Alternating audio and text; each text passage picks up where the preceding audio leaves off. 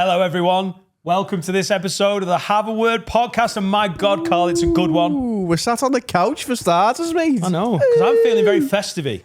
Festive-y, that's a word. Festivus is coming. It's Christmas, just around the corner. This is when we're starting to do Christmas presents. Have you started yet? I haven't started yet, but I've thought about starting, do you know what I mean? Yeah, I'm starting to think about starting. Yeah. And if you're the same and you're a lid, or if you know a lid, or if you love a lid, you want to get them a nice good gift. Have a Word Christmas jumper. Such a good gift. Paul Ince, Navidad. You can go with the red, the Paul Ince. Yeah, it's like if you know a lid and you love it, it's such a good, like, it's such a nice thing to give them. And if I was going to wear a Christmas jumper, Dan, I know where and when I'd be wearing it, brother. December 20th, the Have a Word Arena Show, our second ever arena show. It's bigger, it's better, it's an extravaganza of everything. Have a Word, and my God. It's a Mardi Gras of fun. You'd look good in one of these. Just imagine the sea of red and blue, the city of Liverpool split, red and blue. But it's not Liverpool and Everton, it's Wallace and Paul Ince. What side are you? Are you excited about the arena? I genuinely, up until, this is a bit of a fourth wall break, we had a meeting last week, I was a bit nervous. Now, I am so excited. Yeah. The shit we've got planned is going to blow your socks off. We know how good it's going to be. We want you to be there. There's a few hundred tickets left. Don't miss out. We want to cram it full of the Lid Army. HaveAWordPod.com for all your Christmas jumpers. HaveAWordPod.com for all your arena tickets.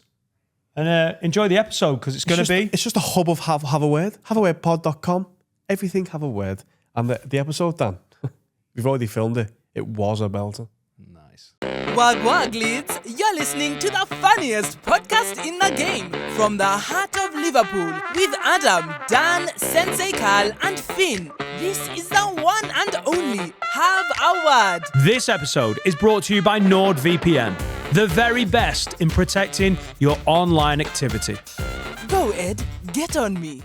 Oh, hello. How are we? Good. I want to wish good luck to Philip Rivers of the Indianapolis Colts, who has come out of 5 years of retirement and is going to probably be the starting quarterback for the Indianapolis Colts this Sunday at the ripe old age of 44 years old. Why has he done that? Because they're absolutely desperate. Loads of injuries. Daniel Jones has done his Achilles. Daniel Jones. He's out. Yeah, he's DJ. out. Big DJ. Well, that's my fucking fantasy team in the bin. Indiana Jones. Great nickname. 44 and going to play QB in the NFL. And that's fine, because Wasn't Tom Brady like 45 or something? He was 45, but he kept doing it. To come off your couch. He's Paul Scholes in it. To come off your couch is wild. Yeah, but like, it's like riding a bike, innit? Your arm never forgets. He'd be fucking... Is he still fit? Oh, he's gorgeous. Yeah. Yeah. Oof. He's got 10 kids. Has he? He's a granddad. I'm not even messing. Your granddad's a quarterback. Your Who'd he play granddad's a QB. Who'd he playing against? Because I'm going to That's a great question, and I think it's the Seattle Seahawks who Is he gonna play riding high in the NFC. Is he going to play the rest of the season? NFL, Dan. Looks like. And are they in with a shout to the playoffs? They started brilliantly. Look like one of the Super Bowl favourites. Wheels are coming off. But they could... Yeah, they're in the AFC South. Imagine if he wins the Super Bowl. Imagine turning up second week of December and winning Comeback Player of the Year, which is an award that they give out. That'd be class. 44. Brother's going to die. And he can't move. And he could never move. They must be paying him a little bit of money for that. They're going to a little bit of money. You'll take a good 8 million. 10 maybe. What would be the equivalent to that in the UK? Like, if he won the Super Bowl, would that be like, I don't know, John Hartson coming back and winning Aston Villa the Champions League? Wow. Whoa. I think that's a big... An emergency loan signing of John Hartson, who is thickened up, respectfully. John Hartson winning has to qualify them first. No, they're in the Oh, yeah, Champions they're League. aren't they? Yeah, of course. No, they're not. No, they're not. They're in the Europa, aren't they? Oh, yeah. Oh, yeah, that's Newcastle. Yeah. They're in the That'd be Champions League. really last year. impressive if he won them the Champions League then. Fucking hell, John Hartson's in. Let him in. Did you see Trump get his peace award from FIFA? Yeah. In one of the most cynical, grubby... I mean, FIFA are fucking grubby. Whatever his name is, fucking Infinity War, Giorgio Infinity War. What's his name? Giorgio Infinity Wood. Pete Fantino. He's a gobshite, him, isn't he? He's just a fucking... Like, he's blatantly, brazenly going, I'm the boss of FIFA, so I get to just fucking gives a bit of money, gives a bit of that, I'll have fucking all that. You get a little fucking medal here, you big orange bollocks what? But he was meant to be. Sepp Blatter was the what do they call it? Evil. High Empress. What do they call it? Yeah, President. President for Palpatine. years, and he was the dodgiest cunt ever. Yeah. Infantino's meant to be the new guy going, hey, I'm not like that. Come on, he was a bad dude. It's fine. It's a be careful what you wish for situation, isn't it? Oh, you thought he was corrupt? Well, how about this? I'll do it in front of you. I wish for Infantino as well. So, I'm an idiot.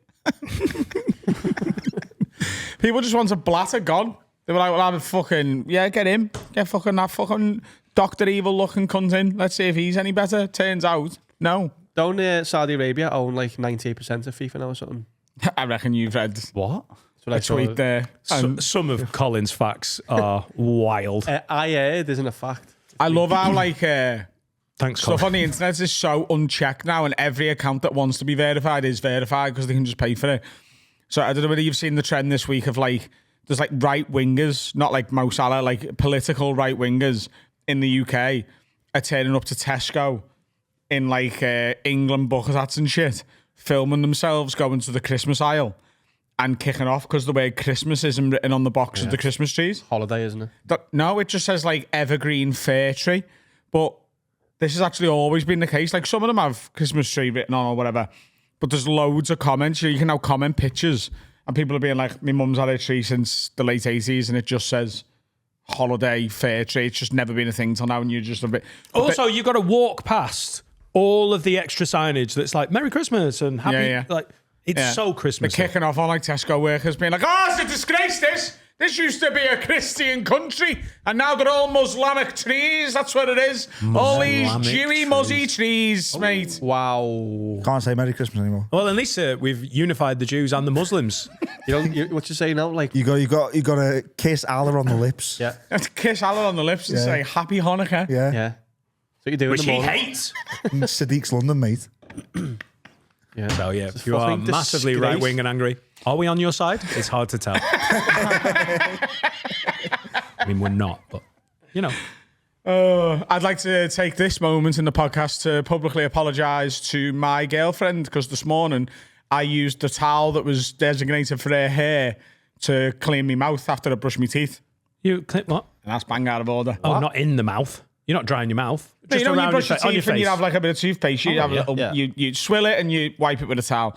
Well, there was a towel on the back of the bathroom door, and I got a very angry message from her before. She was like, "Can you stop using my hair towel to wipe your mouth when the mouth towel is right next to it?" We have never once had a conversation about which is the mouth towel and whether like and also there's so many towels in our house we could sell 10 of them every day for the rest of the year and we'd still have towels left. And are they kept near the towel that you used erroneously? This towel was just the only towel hung on the back of the door. That's the current communal That's the bathroom communal towel. But That hey, that's screams what I mouth thought. towel.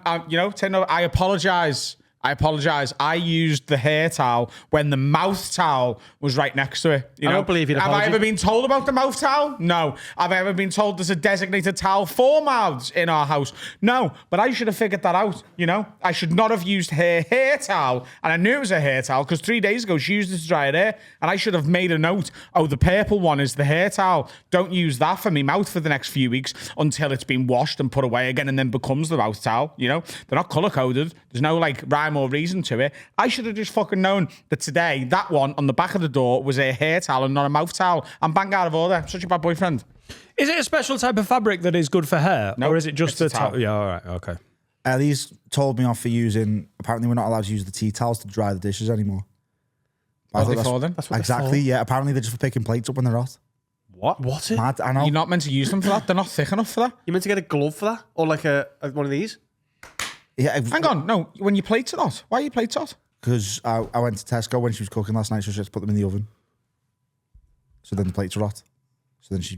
Yeah, that's what they're for. that's good. Warming the plates before a meal. Yeah, I would it's not like- take any out the oven with the tea towel. If you're holding Too more than thin. 5 seconds, you're going to burn your You finger. fold them, don't you? Or you just get a glove. Also, You're not got oven gloves. we've seen you try and carry out any everyday task. I wasn't allowed to carry the plates. It was Ellie carried the plates. I carried the knives and forks. So what? How do you dry your 3 dishes? people died. Well, so I dry them with a tea towel when she's not there, but when she's there, Allegedly. I dry them with.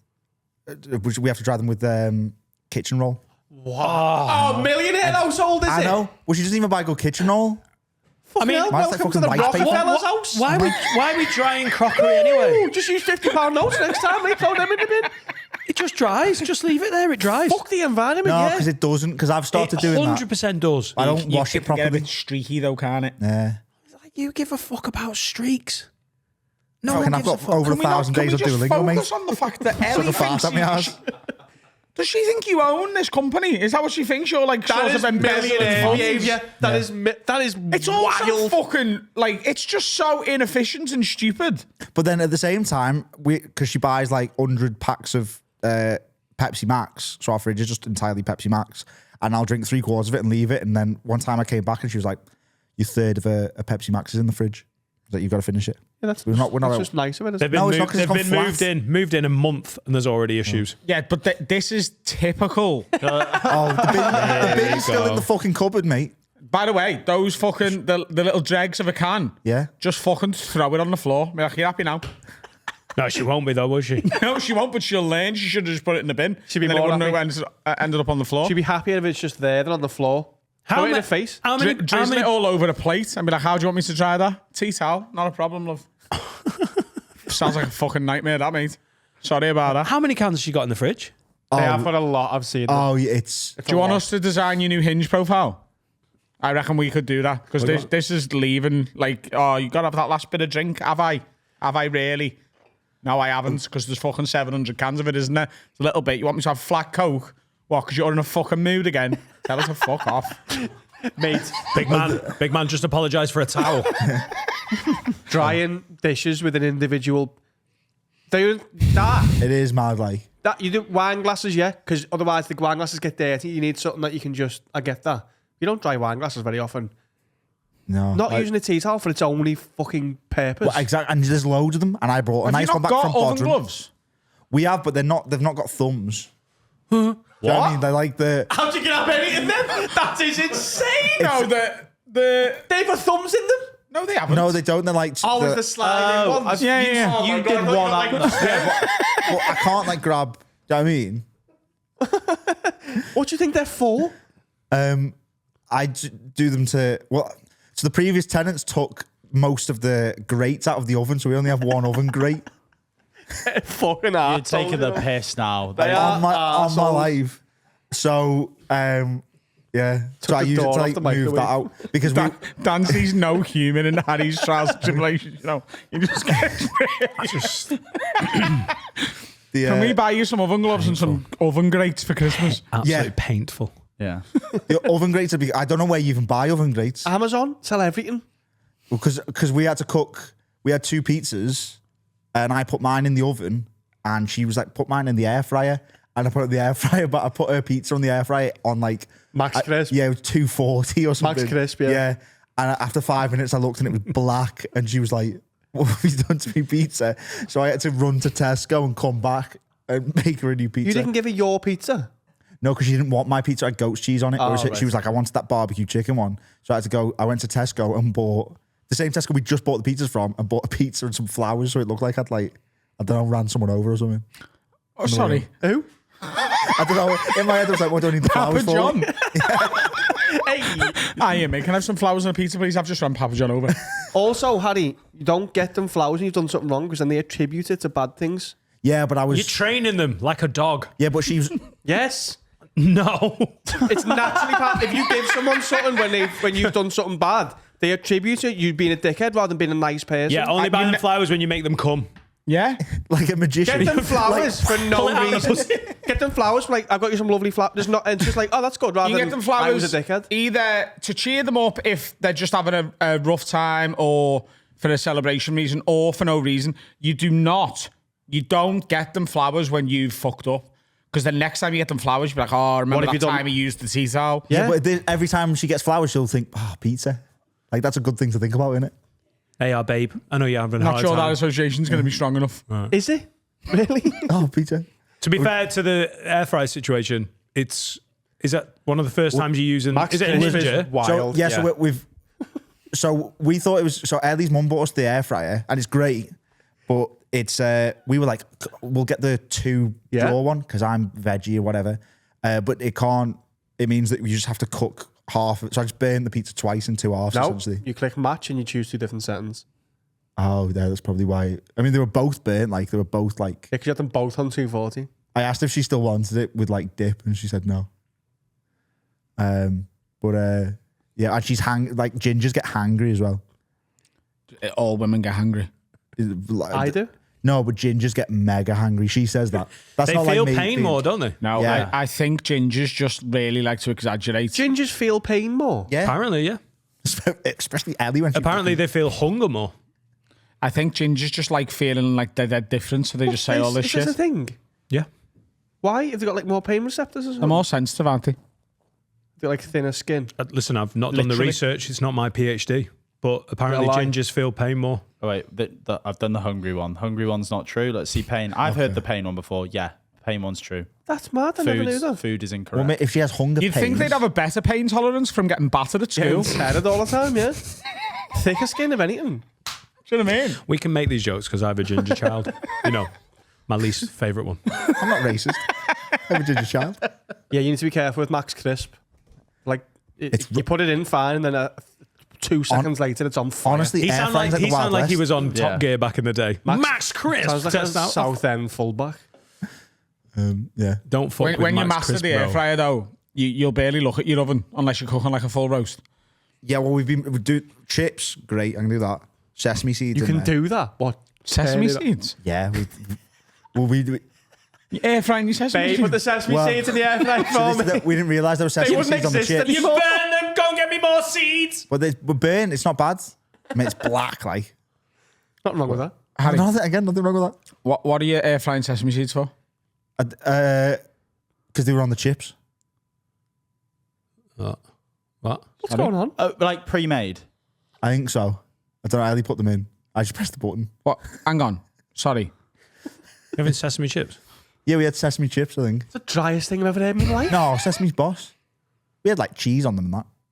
This is getting more weird. Made like, Cheesy sesame chips. made like loaded fries. Yeah, but we didn't purposely put- Loaded. Bit of cheese, bit of sesame seeds. No, Loaded. that was it. Oh no, and balsamic glaze. But I have that with everything. Oh, Is these are she some pregnant? Yeah, That's the no. maddest fucking thing I've She ever might have heard in been my pregnant. entire Okay. life. We had noodles with peanut butter last night as well. She's pregnant, mate. She's got that fucking thing that women get where they get pregnant and they start wanting to scran fucking, extension leads and that. Babe, can you put the extension lead in the air fryer? Put the sesame seeds. Did Laura have any of that? Yeah. Multi-plugs. You're spot on.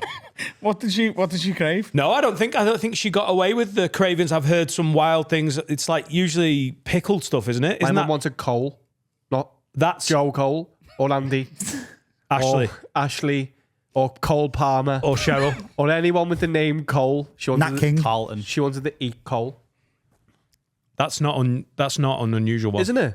No, I don't think. That Oh, she's, really? Yeah, I think that. I don't know where that comes from. My mum's mate craved burning rubber. Vin She's Diesel. She's the Fast and Furious film. But the smell of burning rubber was like. Laura craved wearing rubber. We went through a pretty strong BDSM You should have little worn period rubber, there. mate. Nice, Condom. nice. My man got mad cravings. I think it was like Big Macs with milkshakes on and shit. I've got them all the time. Are you pregnant? Isn't that what you eat? What you eat? What's the most common craving thing? I don't know, but I've seen that the Cole one is called pica. Huh? It's a common thing. Oh, is it common? Oh, right. It's called pica. All right, so yeah, my mum Pika. Yeah. Gherkins, I wonder if you whole can, gherkins. I wonder if you can crave something if you don't know about it. Do you know what I mean? Yeah, I know what you mean. Like, would your ma have craved coal if no one had ever told her what coal was, or should have just been there like, I don't know what I fancy? But it's black. It's this like... Not again. Finn? Most common pregnancy cravings In at 10. is meat, eggs, and protein. Right. Pregnant. I am pregnant as fuck right now. Laura's trying to get me pregnant at the moment. 'cause Meat, she- eggs, and protein. Yeah. Meat. And acidic or spicy foods. Is what it You're not says. meant to do that though, are you? Because it burns the baby. Jewish What, food. sorry, say that again. that is something Say that it, you're not meant say to. it. Oh, you're not God. meant to have curry, are you? Because it makes the baby like do bad farts or something in your stomach. Like everything you have goes through. It's like if you No, it doesn't eat it. Everything you have goes into your blood system, and it, through the placenta, it Is there kind of no absorbs is there it. no spice? you If you have a naga, curry, surely the baby feels some of that heat. yeah, Got a bit of flavour. because it comes out in the breast milk as well. That's some Oh, spicy you get naga breast milk? You get naga breast milk. Wow. What? You need some milk after that to Yeah. get rid of the spice. from the other nipple. Yeah. Oh, nice. Yeah, what were you gonna say? Do you think that the food that you eat is like split off? Like part of it goes to the baby and part of it well, no, goes it, to absor- it Can we have absorbs in the Nando's? stomach, doesn't it, and then goes into the womb. Yeah. But, Yeah. right. So when the woman eats the curry and it goes into the stomach, they take their body takes the nutrients out of it, the calories, Yeah. the carbs, the fats, the proteins, Spice. and they take it. They take it and that gets delivered to their baby. It's not like the stomach goes, right, that's enough for you, Linda. Send that madras down to the new fucking baba. Like, it doesn't work. Yeah, like, but if Have you got any money now for that? yeah, but if Linda had a Get the sticky shandy, toffee pudding for dessert, mum. if Linda had a shandy, the alcohol would also go through, wouldn't it? Yeah, because it's in her blood. That's why Sydney Sweeney looks Yeah, like she does. because alcohol is like a component of a beer. Do you know what I mean? Yeah. The way like protein is a component of a madras. Yeah, and chili's a The baby's not having. The baby's not there going, oh, Foster's. Like the baby's just getting call. Good alcohol poisoning. Yeah. Sydney Sweeney's mum drank Foster's during Apparently pregnancy. she's got, what is it, alcohol fetal syndrome? Alcohol. yeah, you syndrome. can fucking tell as well. Shut up. It honestly bothers me this. Like more than Mate, anything. if she's got that, She might be the then... most beautiful woman of all time. all time. She's the goat. No, I'd love to go through your dating history and compare Sydney Sweeney to every woman you've ever fucked, you know. Yeah. She'd be, yeah, top Yeah, exactly. That's exactly where she'd be. top 25% maybe if she's lucky. She's looking in. Pig, isn't she that?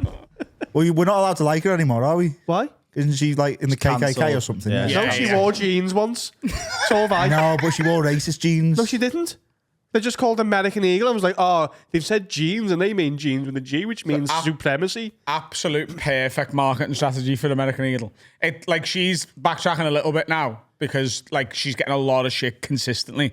American Eagle's stock like quadrupled. Yeah. They just started selling loads more jeans. They were about to collapse, and they were it's like, all- "Let's just get it to say something." It's also not her fault with the syndrome she's got, is it? I didn't know. She'd had a couple of ales. Uncle Fungus? Burley? Oh, the last dandelion of the season. I think if Sydney Sweeney was in this room, you'd come immediately. Like it would be I'd embarrassing. be like, wow, how is she here? Come in me. She's so beautiful. I'm here, Sydney. I'm here. Look at me. Do you reckon if she kissed you, you'd get an erection? I reckon if she It'd be betrayal. breathed near me, If I cheated on Laura with No, Sydney, she kissed you. As in, Sydney like, Sweeney. She like jumped on you. Oh, so she sexually assaults me? No, she just kissed you on the cheek. Right, that's not cheating. Exactly. Right. I'm saying, would you get an erection? Oh, no, not at all. I would. Not at Because she's a fucking bang average woman. I could get a kiss on the street from a much more attractive woman. Anyway, You'd still Right get an now. erection though. Kiss is a kiss. get an erection from a kiss on the cheek. What were you doing when you went round to your nan's? Getting My nan was a hard. beautiful woman. I feel exactly the same as when people say like Paul Scholes was better than Steven Gerrard. That's it's the same emotion. Sydney Sweeney could hit a tree Both and of them save are it. fitter than Sydney Sweeney as well. Stephen. Lovely figure. Rather bang Maya Jammer. That sounds something. Two of the most beautiful women on the planet. Oh, another of them. Top two. Jason second. That was the Sydney Sweeney section.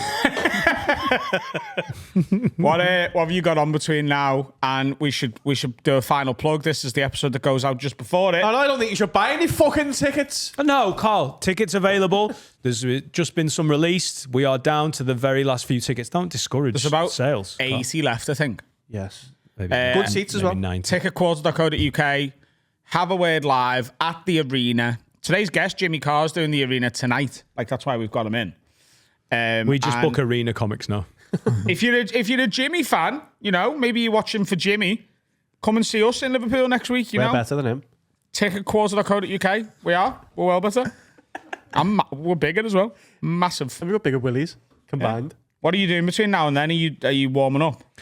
I can't. I don't know how you are, but the arena is looming so large. Yeah. Like every day, it's so massive that it's every day is like just getting close to the arena. I can't sort of see Christmas. When you get that thing where I know Christmas is right after It's like the arena's in the way of Christmas. Yeah, it feels like that. I am warming up. I'm at the Frog this week. I'm at Hot Water doing a gig next week. But I want to go into it chilled. My set's fine. It's flying. It doesn't need to be added to. I just want to get into it like as relaxed and excited as I am now. I don't want anything to rev me up or knacker me out before that, because everything's lining up beautifully for Saturday the 20th. And I know what we've done behind the scenes. I know what Harry and Will have done. Steve. Everyone is working to make this an exceptional night. And I want all of us to get into it just on best form. And I feel like the next week or so, I get to train a few times. I get to gig a few times. I'm looking forward to it. You. Yeah, that's me training. Looking like Sydney Sweeney. I'm gigging right up until Sunday this week. I've got... how's the Christmas run at Hot Water been? Sound. Yeah. It's Christmas. Every night? Wednesday through Sunday I've been doing, but I'm not doing this Sunday. I'm doing Laughs for Kids in Newcastle. If you're watching this on Early Access, there is some tickets left for that Laughs for Kids in Newcastle. Is that the arena? Yeah. We only do arenas. Yeah, Guys, so. I'm just an arena guy, you know what I mean? Can't be asked for anything smaller than that. And I'll be at Hot Water Comedy Club tonight in the small room. It's been good. Obviously, Christmas gigs can be a mixed bag. You have work parties in, you have people who aren't really asked about the show. There hasn't been much of that. It's been quite good. The venue's so busy. The Blackstock Market is so busy with people. I've been arriving pretty much as I'm about to go on stage, and I walk off stage and out the door and into my car. Best thing I worked out is that you could get to the dressing room by quickly going past the whiskey bar and up those stairs. I only worked that out about a month ago. I've been going through the main food court and up the stairs. It's such a cool little zhuzh in. I was there maybe a month ago when there was rugby league at the Hill Dicko. Yeah. And they all just got dropped off. It felt like everyone that was going to see the rugby league got dropped off at Blackstock, because it's a comedy club. It's several comedy clubs and a massive food court and bar, isn't it? And nightclub, essentially, yeah. Jeez. But after that, I've got next week off before the arena, apart from coming in to talk to you fucking people, And Nice. I think I'm just going to go down to London for a day or two and I want to get an outfit for When the you go arena. in London?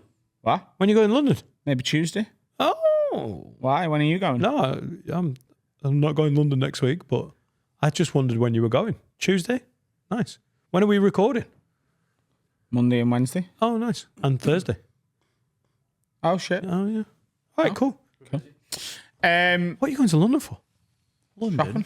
London? Oh, the fucking outfit shopping. Yeah. Oh, nice. Might just go and treat myself to a new top. You deserve it. You deserve it. Just going to London for the new top. You've been wearing the same old rags for ages. It's about the time you started thinking about what you're wearing. Might go in and get a new top for the arena, just treat myself. And I might just... I might try and get either the last train home or stay over and get the first train back for the record and just do a few sets at the clubs, maybe down there. I don't know. I'm decided, yeah. I haven't done Top Secret yet, but I went to see Ishan's special. Yeah. And it's a cool comedy club. Yeah. Like, it's a really well done. Like, I like that room. Which one was it? The one in Covent Garden. They're both in Covent Garden, really, though. I didn't realise there was a... Was there an upstairs and a downstairs? No, it's just downstairs. Like the club, I think. I think the original club. No, so when you walked in... Yeah. You go to the right, down the stairs, and then... Yeah, but that's both of them. So when you walked in, was it on the big main road? Or was it on like a little side street to Covent Garden? Side street. Yeah, see, that is the original club. Yeah. That's the best one. The other, Kingsway, their newer one, is good, but it's not as good as the OG. But they run them concurrently. So yeah, I want to do Top Secret. I'm on the list. I'm going to do Dan Nightingale and Friends there at the other one in the autumn next year. And then they were like, yeah, just let us know when you're in. Because they're doing the thing that I thought every London club should do, which is like, we've got hundreds of comics available and sometimes massive comics that want to jump in. So we'll just book it on the day. Yeah. They literally book it on the day. They is- book a couple of spots if they really want to a few days in advance. Right. But most of their spots get booked on the day, and it's fucking... Because for 20 years, we've lived on a circuit where comedy clubs are like, they mean? just book so far ahead. There's so many good comics who want to go and gig every night that they can just text and go, have you got anything? It's the New York model. Yeah. Why book ahead when... New York book about 5 days in advance. That's it. So basically the Monday morning, make some calls, see who fancies it. But it also means no one's got a set in that has to get cancelled if fucking Chris Rock wants to come and do stage time. So if you keep it loose, as a club, you're like, well, who's going to want to come and warm up? Which They, like, there's even on the night, if someone that big drops in, someone just gets bumped off. If Chris Rock drops in, they'll, like, even on the night, someone who's been booked in, like, if you're on or I'm on, they might just go, here's your money, bye, Chris is going on. you have to be a special type of knobber to be like, it's a fucking joke. Well, they'll just be like, shut the fuck up. Yeah, like, there's a hierarchy and it's just like, shut up. Yeah. Respect. Right, let's have a break and we'll come back with some prep.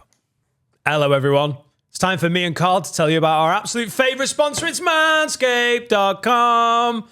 They're the very best in pube trimmers. It isn't even close. They are just they're the one. I mean, if you're going to want to shave yourself, whatever part of your body that is, head, face, or pubic area, they're the guys. The Lawnmower 5.0 is the daddy. I shave everywhere. I used to use this cheap one that I got from Argos for like 20 quid and it nicked everywhere. The Lawnmower 5.0 is such a better bit of kit. And also you can get the Performance Package 5.0 where you get the main pube trimmer and then a bevy of other, including the Weed Whacker 3.0 Ultra. How's your nose hair? Well better after using that. I use it maybe once a month and it just gets in there and I'm like a bit nervous because I've never put stuff in my nose like that before, but it just cleans it up dead easy and it's so simple. And this is the time of the year when you're thinking, I need to gift the man in my life a gift, whether it's your boyfriend, your husband, your dad, your brother, what shall I get him? Get him something from Manscaped. It's the best. It's so easy and they will love you for it. I wish there was some sort of discount. There is. Oh, hang on. Because you love us, we love you and you love them. Word 15 will get you 15% off site-wide, anything they make. It's perfect for Christmas. Lawnmower 5.0 Ultra is the gift that you want to be giving this Christmas with the Weed Whacker, the Performance Package 5.0. Have a look, manscaped.com. Code word 15. Get on me. Welcome back to this second section of the Have a Word podcast. We're going to do some advice. Adam, I'm here to help. Huh? Here to help. I'll solve your problems. I'll tell you the best thing to do. If you want to do it, you'll be fine. If you don't, you might do time. Agony Adam. I've got some advice for you. You might hear these in the arena. I've got some advice. If Are you just giving it? yeah. Oh, right. If you're not yet a Patreon, you're missing out on the roast of Have a Word 3. Whoa. Exclusively available right now on Patreon. Maybe you're a Jimmy Carr fan. If you're a Jimmy Carr fan, you're definitely into roasting. He's probably the UK's best ever roaster. You know, very famous for his Pete, whatever his name is, joke. The 9/11 one. The roast of Have a Word 3. Available right now exclusively at patreon.com/haveawordpod. One of the best things we've ever made. That's true. Fucking, he knows what to do. And the roasts are worse than the ones Jimmy's done, I'd say. Oh, yeah. Oh, they're unhinged. Yeah. Yeah. Let's give some advice. Ryan Lowe said, lads, I have a real fucking predicament That's the here. manager. Need some advice. I am the Preston manager. He's the Wigan manager, Ryan Lowe. I am actually the Wigan manager. And that is the problem. I keep turning up to North End. Ryan Lowe says, I'm 21 years old and I'm due to go on my first ever proper works night out at the weekend. It's like a communal party thing where lots of work are attending. We know what a Christmas works is. Ryan, just because it's your first. Cheers, Ryan, mate. It's almost It's like a social occasion where people are drinking and having fun. So just to be clear, we are going to leave the place of work, go somewhere social, alcohol will be served. It's a works night out for Christmas. Problem is, I've just found out my mum is going to be attending the same works do. It's a factory do. And if the lads from work catch wind my mum is there, I will never hear the fucking end of it. Help me, please. And that's from Ryan Lowe from Wigan and Preston. Don't talk to your mum that night. So I assume his mum works in the same. So I think She just loves a piss up. when he said it's a communal party thing where lots of works are attending, I think he means different workplaces. Ryan, we were so snippy, but you were actually explaining it. Is it like You a were snippy. ticketed event kind of thing, maybe? Oh, it's I one of don't know. those. Yeah. Oh, it's like a wedding venue where they're like, we Yeah. do loads of works parties. Yeah. It's like comedy clubs in December, I basically. think this is the type of thing that 21-year-olds get in their own head about. Like, that just doesn't matter. Like, everyone at work, somebody's like, you've got a mum! You fucking gay! Like, it'll just be fine. It is gay having a mum. What if she gets I absolutely agree. hammered, though? What if she gets steaming? What if she's a racy Tracy? Racist Tracy? No, racy Tracy.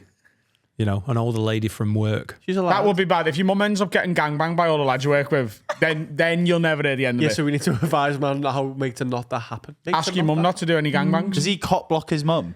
Yeah. Yeah. What, just absolutely man mark his mum Yeah. all night? Yeah. What a fun night you're going to have, mate. At Jisung Park. Yeah. on Eden Hazard. Pillow, innit? He didn't do an Eden Hazard as well, didn't he? All right. Well, as long as it didn't stop the podcast dead in its tracks. So you've got a Jisung Park, your mum, and, you know, whichever reference you want. She can be Pirlo. Do people still photocopy their arse and stuff? His mum does. Do you know, like, that's like a thing that happened at office Yeah. Christmas parties? Yeah. Do you reckon that still happens? I'd do it. Or do you reckon photocopiers don't even... We've got one. Do we? A photocopier? Yeah, it's in the printer. Ah, that's not. No, that's just. If you sat on that, don't Yeah, just you break can't the sit on it. printer. You could sit on it. Trust me. right. I don't want to see got my any- asshole never like got in that any- much detail. I just don't want to know what it looks like. It doesn't do your arsehole, does it? I feel like You work. spread your cheeks. Steve just nodded with some authority then. I don't know why. All right, we should try this in the break. Works dues at the place of work is. That's where that's happening. This is a. Do those still happen? Yeah, like where The you get Office. pissed in the office? I don't think that's ever happened. I think we've all just seen Die Hard. Or the And office. we've gone, yeah. I've done a corporate in the office of a company. Have you really? Yeah. And it was Were exactly you so as fun. expensive that they couldn't afford an actual venue? This was 2006. I think I might have been getting 300 quid. Just before you and Bondi caused the crash of 2008. Yeah. You had all What the kind of money. work was Just before it? I got into Bitcoin. What kind of office was it? What were they doing? I don't know, but it sucked the life out of me, and they looked like they'd had some of the life sucked out of them. It was just off. You know, there's an office building in Swinton as you're going in from Yes. Liverpool on the M621. There's just one solitary office building. We're on the 4th floor. Oh my God. The And they were old like, just do it there. Swinton one. Just do it there. Just Swinton and Branch. No, I don't know if it's Swinton, but just on that bit of motorway as you're coming into Manchester. And they were like, yeah, you just perform in the corner. What did you do? Tried to do stand-up and did pretty averagely. And that was their works do, and they were drinking there afterwards. Was there any racy Tracy's? There was a racy Tracy at Laura's old work. She ended up coming to the wedding. That's a game older lady, isn't it? She was an attractive woman, still rocking a perm How do you in know she was a 2006. Did she fuck you? She fucked me at my wedding.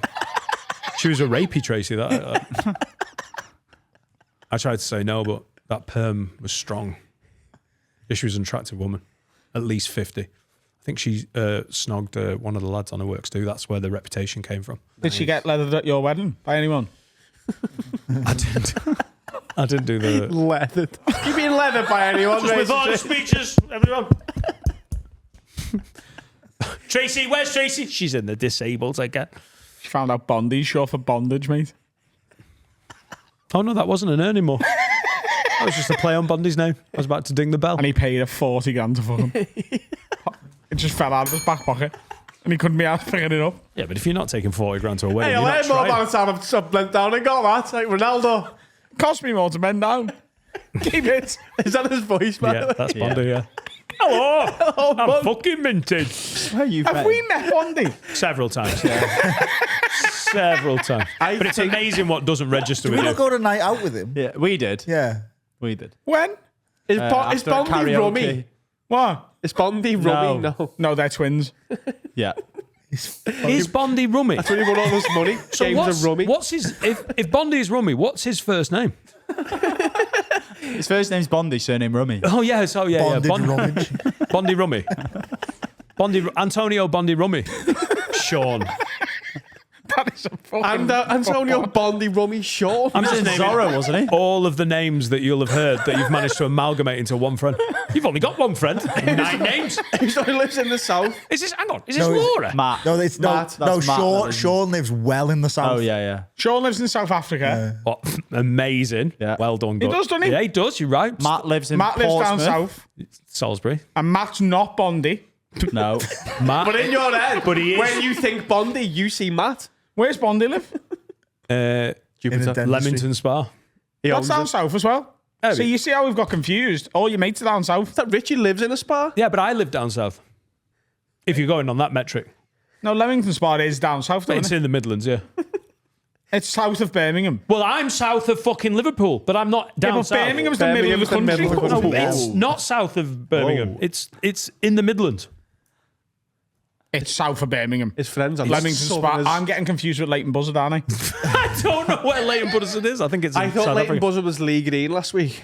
I know that's the second time I've said Lee Green today. And that's Rummy as well. Rummy, Bondi, Leighton Buzzard, Lee Green. We didn't start the fire. Where's Leamington Spa? I'm getting confused. It's just to the west of Birmingham. I'm going to... No, east, sorry. Isn't it mad the way Oh, it's slightly south of Birmingham. It is slightly south of Yeah. Liverpool's Between closest to Birmingham them. and Stratford upon Avon. Liverpool's closest to Fuck off, Dover mate. It's than south Cornwall. of Coventry. Never mind Birmingham. Kiki Musampa. You hungry? It is a little bit south, I'll give you that. It's not down south, though, is it? It's in the Midlands. You can't be like that. Is bang in the middle of the country. Sure. If you want. Anyway, Ryan, we can't help you because we got annoyed about geography.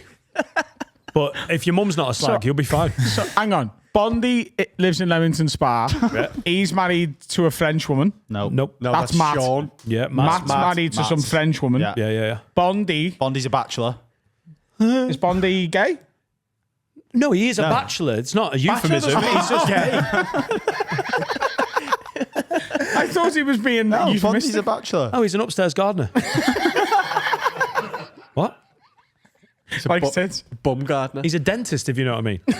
He is a dentist. I thought that was Matt. No, he works in the Navy.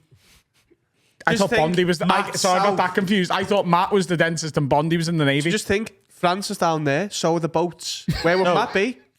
Down south. But also Bondi, like a tooth bond. Is that why you call him Bondi?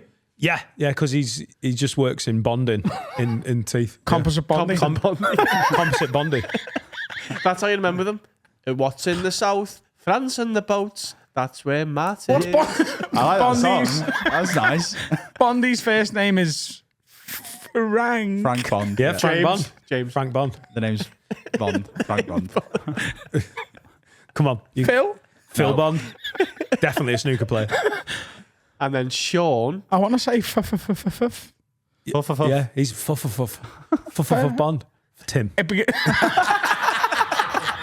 I want to say Tim. My allergies are up. For Tim. So that's Tim Bondi, earning more.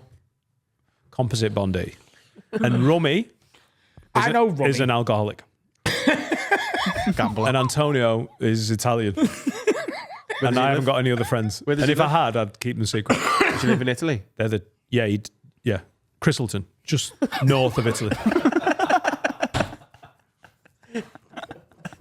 So just remember the song. Yeah. Go on, what's the whole song? Matt lives down south. What's down there? Boats and French women. That's where he is. Oh, I thought you were suggesting you were doing all the I thought you were films. suggesting he was stopping the boat. What's his name? Bond. Bond what? Tim Bond. You have to ask yourself in the song. What's The his name's Bond. Tim Bond. Them teeth are grim. I boxed them off. I live in Leamington Spa. And then there's Sean's in Sean. South Africa. yeah, Sean. What does the S stand for? South Africa. And then Rummy. We don't know where Rummy lives. Chester. Rummy. I want a game of Rummy. Look at the tits. On there, over there, Chester. And then Antonio, just north of Italy, Christleton. It's catchy, isn't it? Got a mate called Alistair in Oslo as well, but let's not confuse it. You may hear them at the arena. You may hear that song at the arena. Someone make a jingle. When have I met Bondi? I've never met Bondi. You've met Bondi. When? I can't remember. He was at the Elast Arena. Was he? I don't remember him from that. He wasn't on. He's in 5, isn't he? That's where you know He him does from. look like he could be in 5, to be fair. Harvey. Nice. He's just got into cold plunging. Very proud. Should we do another one? I haven't got any other friends. So. When you went to London recently, were you with Bondi in Chiswick? Yeah, he came down. You wonder why we get confused. Why are you in fucking Chiswick with him if he lives in fucking Aberdeen or whatever it was? There you go. Bondi quite lives in Leamington Spa, which is near Aberdeen, relative to Buenos Aires. Tim Bond. Because he came to just hang out for the you know what I mean? It was one of them working weekends where I was going to be on my own in Chiswick, which is fine. So he just came down. Yeah. Right. And he's got a timeshare in He's got a Chiswick. timeshare. Finance the revolution. And he owns of a Chiswick. lot of the revolution of Chiswick. Wow. Just close a Pret a Manger. They will riot. Connor says, Wag Lids, need some advice. Me and my missus have been doing long distance for about 3 years now. Very committed and we're engaged. Mazel tov. Things are very serious between us. Well, yeah, you've just got engaged. However, her parents hate me. She's Indian and her parents are very old school Asian in their beliefs and believe I'm not good enough purely based on money and education status. How do I get past this and prove to her parents that I'm worthy? Love the pod. Cheers, boys. And that's from Connor. Go to uni and earn more money. Hey. Yeah. Become a doctor. Yeah, you know, you were wondering what to do with your spare time, Connor. Just become a doctor. Just try and get down to their, not down to their level, try and get to their level. Try and get on the level with Ingratiate them. yourself. Yeah, be like, what do you like? I'll assimilate. They like earnings for their future son-in-law. Or apparently. cricket. Laying that magic trick where you pull a pound from behind someone's ear and just tell them you can do that on... It's unlimited. Yeah. Yeah. It's like, it'll be all right. We ever need a quid for the trolley? Bosh, get here, John. Yeah, if you've ever got in-laws that are disappointed, close-up magic will really sort it out. Or cricket. I am good enough for your daughter. I know you're worried. I know you're worried that I'm not good enough for your daughter, but listen, John, Rumpinko. Get here. Is this your card?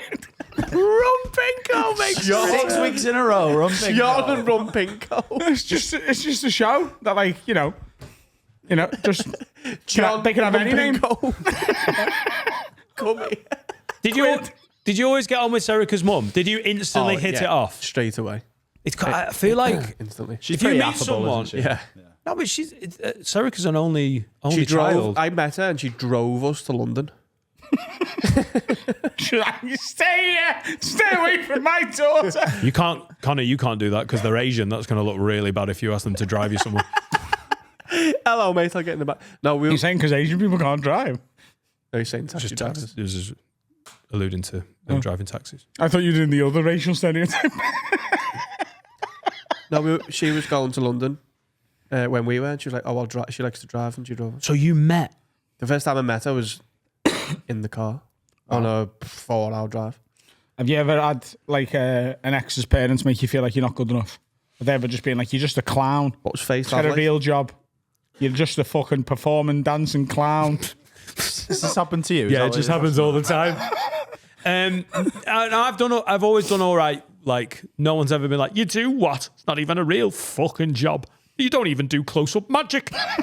There's loads of money behind my ear, but we'll never know, will we? Because you're lazy. Lumpingo. Apparently, so I met Hattie Preston's, this is a screech, by the way. I met Hattie Preston's dad last night. She's comparing the frog this week. Get his approval? And now I'm seeing Hattie Preston. And Rusty was there because she's got the baby. Lee. Oh no, Hattie's movie. Rusty Lee was there. And her dad was looking after the baby. Hattie Preston sounds like your Pro Evo name. You wear hats and you're from Preston. You getting it? This ain't just any. He's getting what? Fucking knobhead. You press the executive order jingle book. Carry on, Hattie Preston. I'm so annoyed. Oh, and his introduction to me was, "Oh, you're the man that introduced my wife to pegging." Because Oh, yeah. I did a gig with Hattie Oh, yeah. several months ago and mentioned pegging on stage, and apparently Hattie's mum was like, "It's pegging. Does everyone know about it? What's pegging?" So Hattie was like, "Thanks, mate. I'm now having to explain pegging to my mum on the drive back from this So gig has in Hattie's Chester." mum been bumming her dad? Apparently so. Well, at least they've had to explain it. So Hattie's younger sister brought her new boyfriend back, and Hattie's mum decided within the first 3 minutes of meeting this boy to bring up the pegging thing again, and was just like, do you know about pegging? Because apparently everyone knows about pegging, and this poor She's lad, desperate to do a bit of pegging. this poor lad has just met his new girlfriend's parents and is like, what the fuck is going on here? I think that'd be quite endearing. I prefer that. It's a high pressure situation to be like, these are sound, let's talk pegging. It feels like Yeah, entrapment. but if they doesn't it? start it, Yeah. By the way, they look like sound parents. Yeah, you're if they bring it up, I think you roll with it, don't you? You're like, yeah, your daughter pegs me all the time. I love getting bummed, even if it's not true. yeah, you don't bring it in for the first 5 minutes. You don't. If they bring it in, you can roll. Yeah, with you're it. just like, yeah, we can do it now. And you can watch if you want. just peg them, Connor. I think it's minging when you meet someone and you really like them and their parents hate you. Doesn't it get past the Culturally, certain- that's a thing, isn't it? Like, that is a thing you're not with good different enough. cultures. Has he Do met you reckon her? your dad would be fuming if you took a Greek home? because he wants an Indian. I don't think so. Would your nan? Yeah, but my nan was fuming that my mum got married to my dad. What did he call her? She call her? Dirty English whore. And she's Welsh. No, she's not. Is she? Yeah, that's what my mum said. She was like, actually, I'm Welsh. I am a whore, though. Wait, no. Whoa, You didn't Finn. say that. That was disgusting, by the way. Stand for you. You've been I just mum. bang out of order, Prado. I'd fucking kick him out for that. So yeah, and one of my friends is in this situation at the minute, similar, or I think he's past it now. But the first few times he was seeing he met his girlfriend's parents, who are also Indian. There was a bit of like friction. Right. Does it get to a certain age where it doesn't matter as much? when they're dead? Obviously, when they're dead, yeah. But I mean, like, I think, what you mean, if you've met as an older couple, do you mean? yeah, and you're like, no. I think maybe when they're younger, you'd feel like they're going to be more protective of their daughter. But actually, if you meet in your mid-30s, it's higher stakes, isn't it? Because it's more likely you're going What to you marry. what you want to do with her? I couldn't be arsed, me, if I Like met. your Indian voice. What do you want to do with her? do with her? What are your intentions? Yeah. Doesn't sound like bonding. I think it's actually fully on your bed. She's got to speak to her dad and her mum and be like, listen, John, run Pingo. I'm shagging him whether you like it or not. So get on board. You know what I mean? But genuinely, just learn some Indian. Learn some, what's the language? I nearly said Swahili. Swahili. But it's not that. Punjab? Punjab. Learn that. And What's chill the fuck out in Punjabi? no, you don't do that. You got to like, so if they're going to be like this, you got to play the game a little bit. So learn a bit of respectful Punjab. But not the accent. Not the accent, unless the word has an accent on it. Yeah. But then make sure you get that right. Do you know what I mean? And I just learn a few key skills, you know? Just learn a few things that they're like, oh, you know, me son-in-law's a fucking idiot.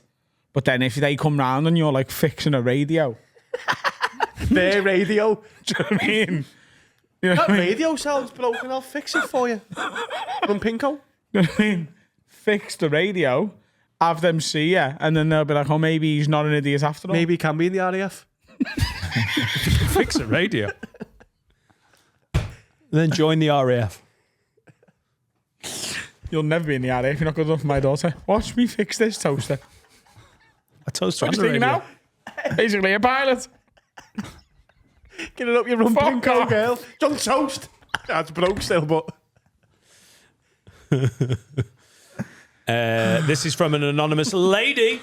It says, hi, Lids. My boyfriend and I have been together for 8 months now, but I think our time is done. He's very nice, but I feel like his mum. We don't go on dates unless I plan them or literally tell him every single thing to plan it. He said he's not comfortable taking charge because he's not confident enough to. His confidence was also an issue when he struggled to introduce me to friends because he was nervous. In the bedroom, it's even worse. He doesn't initiate because of confidence issues and he struggles to undo my bra. He just gives up because it's too difficult. His laziness doesn't stop there. When he's been going down on me for more than 3 minutes, he'll stop because he can't be arsed. The worst time was when we went to see a film and a man was being creepy towards me afterwards. I got scared and thought my boyfriend would intervene. However, he didn't. Instead, he got annoyed that I wasn't listening to his story. I asked him if he was going to do anything, and he said he didn't even notice the guy. I'm starting to feel like the man I'm in a relationship and I'm starting to feel like the man in my relationship and I hate it. Need a male perspective. Am I being harsh? Is my boyfriend just clueless or does he actually dislike me? Thanks, Anonymous. And that's from Ellie and Bootle. We'll never know how good that story was. It sounds like you fucking hate him. Yeah, it sounds like It doesn't sound like she necessarily hates him. It does sound like she needs to get out of this. That's a lot of icks. Yeah. That's a lot. they're not of right for each other. He needs a woman that wants to take control, and she needs a guy that wants to take control. That sounds wholly unappealing, though, to most women. Yeah. That is just like a nonplussed, lazy, never taking the initiative. You can be with someone who wants to be in charge. Sometimes you've got to man up and He needs to just find a really powerful woman. Do you know what I mean? Karen Brady. He needs to be with like a woman who runs like a FTSE 500 company. Do you know what I mean? Karen Brady. 500. Yeah. Oh, who's the other one? Exxon. Deborah Mead. Deborah Meaden. No, He is Deborah perfect for Deborah Mead. Deborah Mead doesn't invest in anything though. She's never spent a penny in her life on Dragon's Den. Yeah, she is. She goes home, she goes, I'm out immediately. How has she made her money then? Mead dogs. By all the fucking money that she pockets from Dragon's Den, and then she doesn't spend any of it. Media dog. She doesn't reinvest. Is that what she owns? She's got loads of like things. It's a common thing in it. Like everyone always slags her off, says she never invests. She just sat there with like money that's not real. But he needs to be with a powerful woman who just wants to be like, shut up, John, and get your fucking cock out and I'll lick it or whatever. Like a woman who takes proper I control. would fucking love that. And I think If Laura ever said "shut up, John" and then got my cock out and licked it, I'd be like, I'll take the incorrect name check for a blowjob. Shut up, John. I'm going to call you John today. It's like, whatever, lick my penis. would you like that? Like playing a character? Oh, John. She could be Rumpinko. I want you to be a powerful woman. Laura's like, which one? Angela Merkel. Do you ever think about doing that? Yeah. Like, because a lot of couples do that, don't they? They like spice it up by like, you go to a bar, but you've arranged that your bed's going to the bar, but she's got a different name for the night, you've got a different name for the night, and you just become two different people and act like you've met for the first time and you're having a one night stand. Oh, right, yeah. I was going to do, because I'm into history, I was going to play France in 1940, and Laura was going to play Nazi Germany, and she was just going to fucking blitzkrieg me all over the place, and I was just going to let her. But then I'd resist a little bit, you know? No, you go in and she's at the bar and you're like, hello. Are you Nazi Germany? She's like, we're doing a different role No, play. Dan. Yeah. Fiona. She can't wear a name tag. I'm Fiona, actually. Who are you? And you go, I'm Gerald. So we're playing Gerald and Fiona as part of this sexy... Right, okay. So, Well, Yeah, but I go it's up and set- go, it's set in who the are past. you? No, you walk up and go, I love you, all right? And she goes, hello. I suppose the question is, if Laura wanted to do this and was like, you've got to come up with your character. Right, yeah. Like, who are you? Right, great. Am I Laura? Look, You're Fiona. I yeah. don't want you to be Laura. I'm Laura. Carl will be Laura. I'm going to No, try and... Dan- No, Don't I'm give me Laura Laura. playing someone else, so it's not really Laura. Do you know what I mean? Right, so she's playing Adam. No, I'll be, you know. Fiona? Right, hang on. Can I just build my character? Go. Yeah. So we're going with Gerald. Yeah.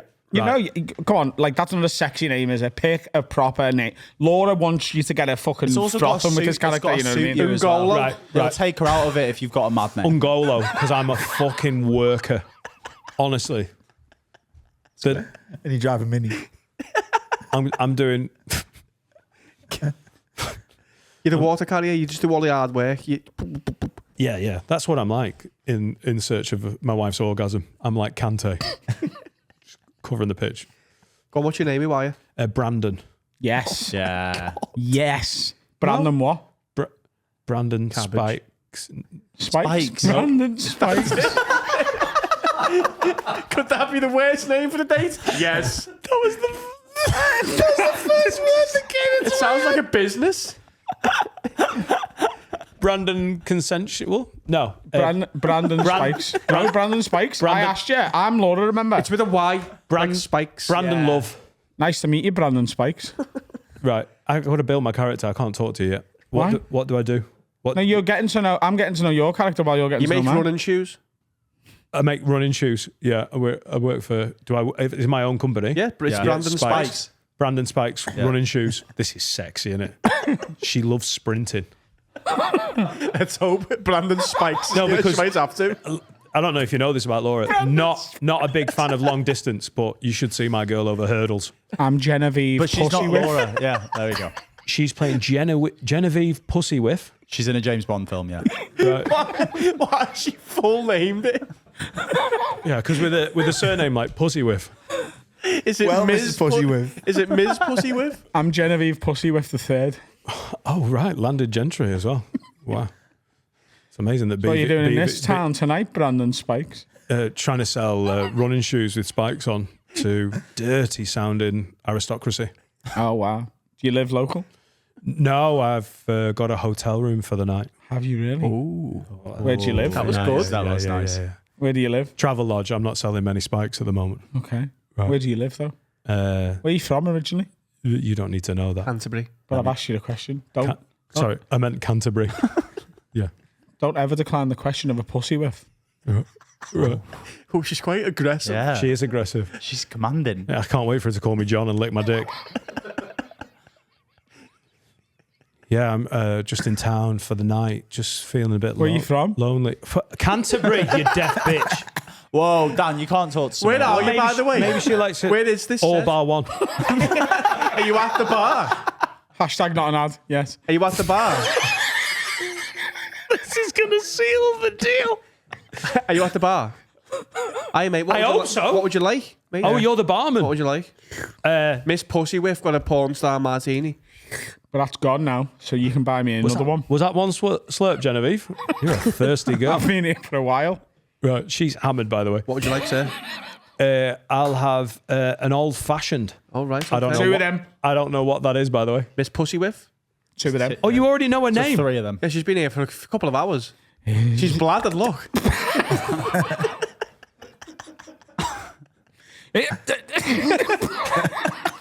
There's no music on. Shit up. She does scat a lot. Oh wow, Miss this is Pussy Whiff is this- known for her scatting. this is getting dirty. Right, here's your drinks. There you are, love. Here's your old fashioned. Oh, that's gone. Another one of them, please, barkeep. So, what are you doing later, Miss Pussy Whiff? Just a few berries in there. She's down to Bernard Manning. Few bevies. You were quite nice 30 seconds ago. Yeah, I'm she's posh. Something in that old fashioned there. Whiskey. Oh, shit. Brandon Spikes. yeah, it's in the name. Come on then, Brandon. Are we going for the fuck or what? Yes. Whoa. Yes, please. Yes, I'd love to fuck you. Okay. It's out of breath. Just from so you scatting. know, I am actually waiting on a syphilis diagnosis, but the doctor said it looked like it was all right. Is that okay with you? Pussy Whiff by name. Pussy Whiff by nature. He's assured me that the whiff is coming from something else. It's not a disease. Hang on. Is this Laura playing? Is this Laura? I'd be like, honestly, I'd be like, time out. Loz, where's this coming from? Even like whiskey. Oh, fuck. I forgot it was Laura as well. I thought it was Adam. Laura's called herself Genevieve Pussy Whiff. And he's waiting on a clap diagnosis. I'd be like, Loz, we're not going to start. You're in the weeds here. So, That wasn't on you, though, Dan, to be fair. That was on Laura. Yeah, that drink turned there fast. yeah, she's like that. See her at the arena. She'll be staggering everywhere. What was If you see Laura at the arena, please call her Genevieve Pussy Whiff. If that happens once, I'll be so happy. It's time for a break. Are you hungry, though? Oh shit! No, I'm absolutely full. Just had Castro's. It was great. Yeah, but we've got you there. Dan versus food. Dun dun dun dun dun. Let me play the jingle. This ain't just any order. This is You knobhead. I did it on purpose a second time. Oh, what am I like? Dan versus food. Fight.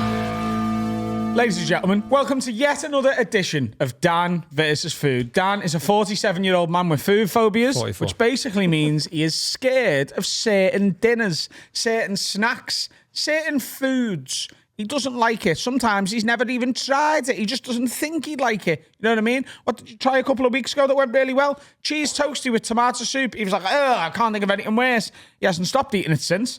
Today, we've got you a selection of Christmas-themed sandwiches from a little-known local supermarket, Tisco's. We've got you a Yorkshire pudding, chicken, bacon and trimmings thing. We've got you a brie and cranberry sandwich, which is just a fancy cheese butty. And we've got you a turkey with stuffing and cranberry sauce and bacon sandwich. Now, any of them sound good to you? No. I'm going to go for turkey and trimmings first. What do you think trimmings is then?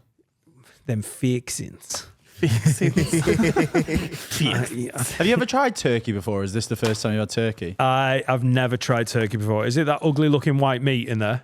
You've never tried turkey? It's just good chicken. I think at some point in Christmas dinner, someone's like, oh, have a bit of this turkey because I don't do gravy. It was just dry and horrible. Well, it's covered in cranberry sauce now, so. Big bite. In the middle as well. Oh, that's a meat. Oh, it's nice. Oh, it smells nice. meaty No, I like boy, that. It's all right. Adam likes it. Is that the one with Right, stuffing here we go. in as well? Shut up. Big mouthful. Bite the middle. Turkey trimming. Get that red bit. Oh, he loves it. Go on, Dan. It's a big bite, that. He's done well. Oh, he likes it. Yep. Oh, Oh, It's like a bit of there's dinner. loads of flavours. Why is that a bad thing? Oh, what's that? bread. Is that mushroom? It's bacon or turkey or something.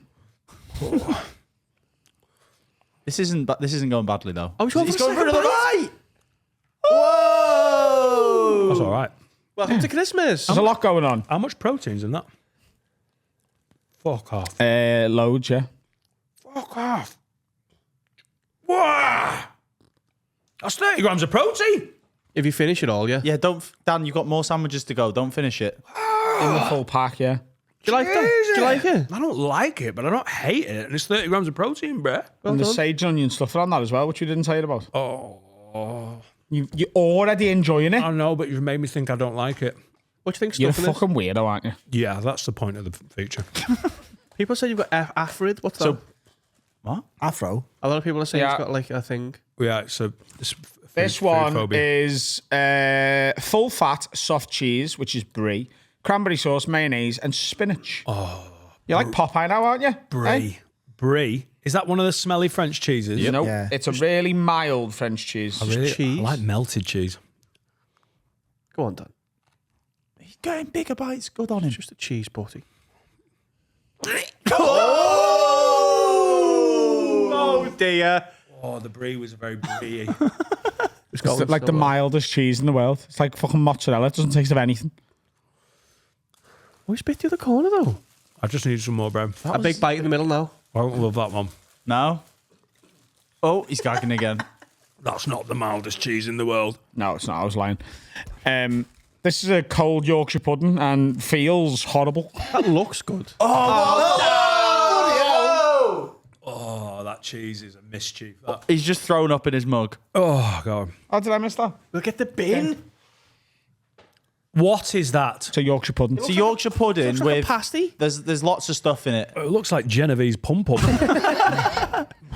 You know the Christmas market? Don't look inside. Oh. Don't look inside. Oh, brother, I'm crying. Don't look Christmas dinner, inside. innit? Char-grilled chicken breast, sage and black pepper mayonnaise, roasted carrots, parsnips, pork and sage and onion stuffing, applewood smoked bacon, cranberry sauce, and braised red cabbage in a Yorkshire pudding wrap. See, there's not many flavours in that, Dan, so you'll like it. Right, this, Bite the middle of it as well. if I bite that bit, it's cheating because it's all Yorkshire pudding. And Yorkshire pudding's just fucking cake. Yeah, Right. big bite out the middle. Proud of you. Go on, you can do it. Go on, make like your mum and fill your gob. She died. Eating Yorkshire puddings. Oh. Oh. Might explode. It's like a naan bread. What? Oh. Why is that a bad thing? Oh. He's getting through it. Okay. Oh, this is an ordeal, this. Is it a flavour sensation? Also, He's, I don't know whether you can get close enough on him, but he's crying. He's tense. It's not bad. it's not finished. It's a bit dry, is it? It's a bit dry. Yeah, you could. Do you want some gravy? No. Well done, Dan. We're back for extra bites on all of them. Well done. I'm proper proud of you. Right. Great. I'm gonna say, first one, sound that. Yeah. That's an 8. Yeah. Wow. That's a Dan versus food 8. Yeah. The second one, that's a bad cheese sandwich, bruh. Yeah. It's too Breeze a lot. Or it can be. breeze too much. This is, I mean, it's all right, but it's very dry. Feels very dry. Yeah, because unless I It didn't feel or look good, to be honest with you. I reckon that heated up with some gravy to dip in it would be Those Christmas market ones are the big Is that ones. Is that basically a Christmas dinner and a Yorkshire pudding? Yes. There's a couple of things missing, but yeah. Oh, I nearly went for a fucking swig of drink. Right, so that's, I Swig of don't drink. love that one. But what's the first one called? Swig jink. Swig of drink. Turkey and trimmings with stuffing and cranberry sauce. Right, sound. I've There you learned. go. Thank you. Dinner time for Dan. I'll take this with me. Okay, let's have a nice long break and then get back in with Jimmy Carr. Now it's time for me and Carl to tell you about NordVPN, our very favourite VPN. You're a massive exponent of VPNs, aren't you? I use it on all my devices. I've got one login. You sign up once, and then you can use it on everything. I've got it on my iPad, my laptop, my phone, everywhere. Everything's safe. Everything's connected, and I just feel better with it there. I feel like it's looking after me in the background. Great for security, great for privacy, and also great if you want to watch Malawi and Netflix. Which I did the other day. I was like, I want to watch Malawian Love is Blind. And you know, I can't watch it. I'm from the UK. Beep, boop, boop, boop, boop. I'm from Malawi. Your phone takes you there in an instant, or your laptop, or your telly, whatever. And you can watch whatever you want. It's so good. It tricks the internet. Little internet tricks, man. Everyone's doing it. You need to be doing it as well. You need to do it with Nord. Go to nordvpn.com/have-a-word. You get massive savings and also 4 months off. That is a third of the year in your ass pocket. You can take it out your ass pocket. Go shopping. Get yourself some Christmas presents for free. nordvpn.com/have-a-word. They are the best. It's simple. Get on them. Ladies and gentlemen, for the second time, Jimmy Carr's here. Hey. Well, Jimmy Carr's here for the first time. He's on the pod for the second time. I mean, you did the thing. You did the thing. Last time I did your podcast, it was like, oh, I wonder what podcasts would look like if they were illegal. and it was done in a basement somewhere, and we couldn't tell anyone, and we had to look out for not. This is legit. You're the because of reason, you. because I'm the skinflint on the pod, so I'm always watching the account. And these had mentioned about we should probably go to Liverpool at some point. And when you came in and went, I'm in a fucking cupboard in Runcorn.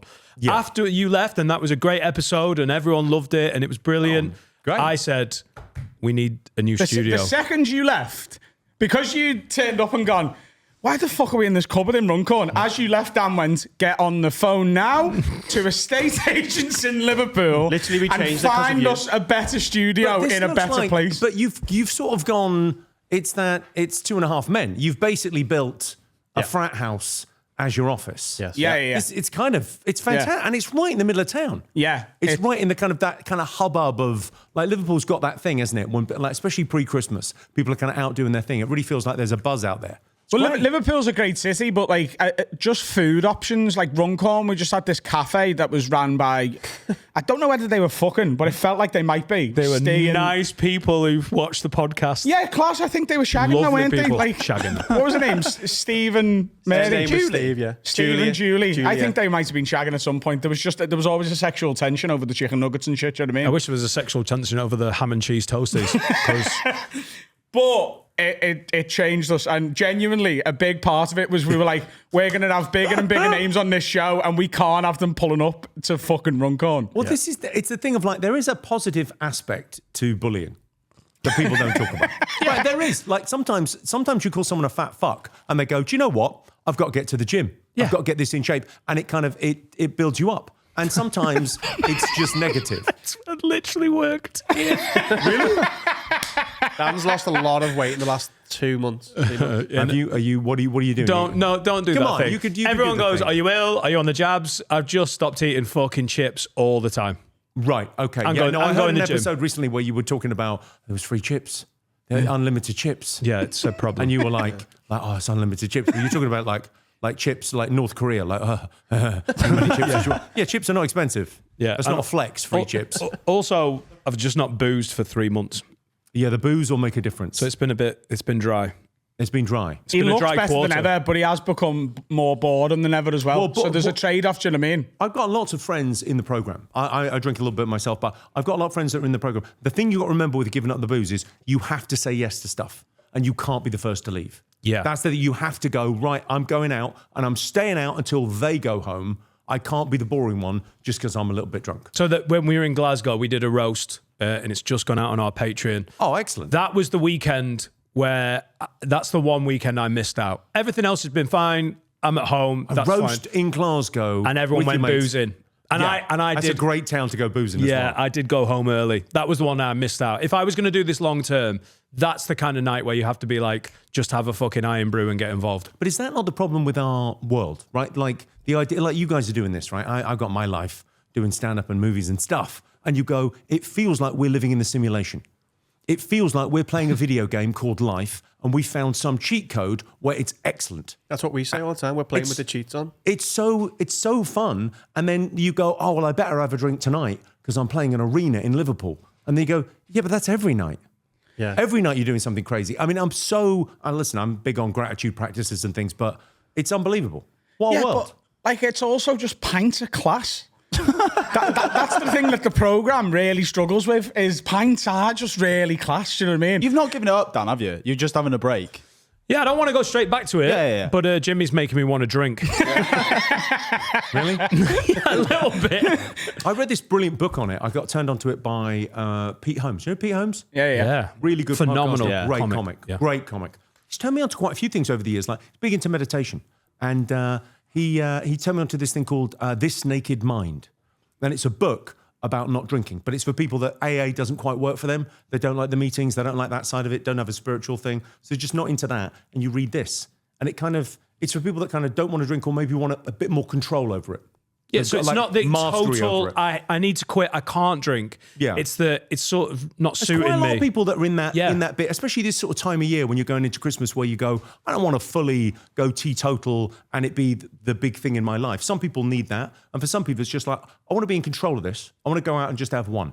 And also, if you set your stall out as that, as like, yeah, I drink sometimes, but I'm not as bothered as I used to be, Yeah. people don't harangue you. If you go, I'm quitting, you better have a real like addiction-based sob story for your friends to justify it. I 'Cause didn't drink without that. I didn't drink for 12 years. I didn't drink from 26 until about maybe 38, something like that. I didn't touch a drop. Was that when you started stand-up? Yeah, Right. because I was just like terrified of losing this thing. I sort of found stand up. I thought late. I was like mid-20s. I was young, but I felt so old, and I felt like Indiana Jones getting his hat back, getting into comedy. I suddenly met these. Sort of, because for me, I had like a proper. I mean, you guys never had any other options, right? This is it for you. You were going to get a proper job, please. Hey, but I was in uni, mate. I was doing a you maths degree. weren't. I was You for a did 2 week. days of freshers and then fuck I went off. to uni for a week and then I was like, stand-up seems like a better option, but I was doing a maths degree at uni. You So were doing a maths degree. Well, that just makes me think that the application process needs looking at. hey, I was the second highest maths score in the country in year 9. Jesus. The second highest. I'm pretty sure Look, we don't read let that the wrong. accent fool you, James, okay? I'm actually a genius. Okay. Let's agree to disagree on that. Look, I've got test scores, mate. Do you know what I mean? Yeah. I got called in for a meeting with my maths teacher at GCSE because I only got an A. Oh He was my like, God. "You fucked the school's you know aggregates what up here. you You know what I'm fucked it up terrified that of? week. You would have nailed on A star, Adam. You would have nailed on A star, and look what you've done now. You've brought the median down."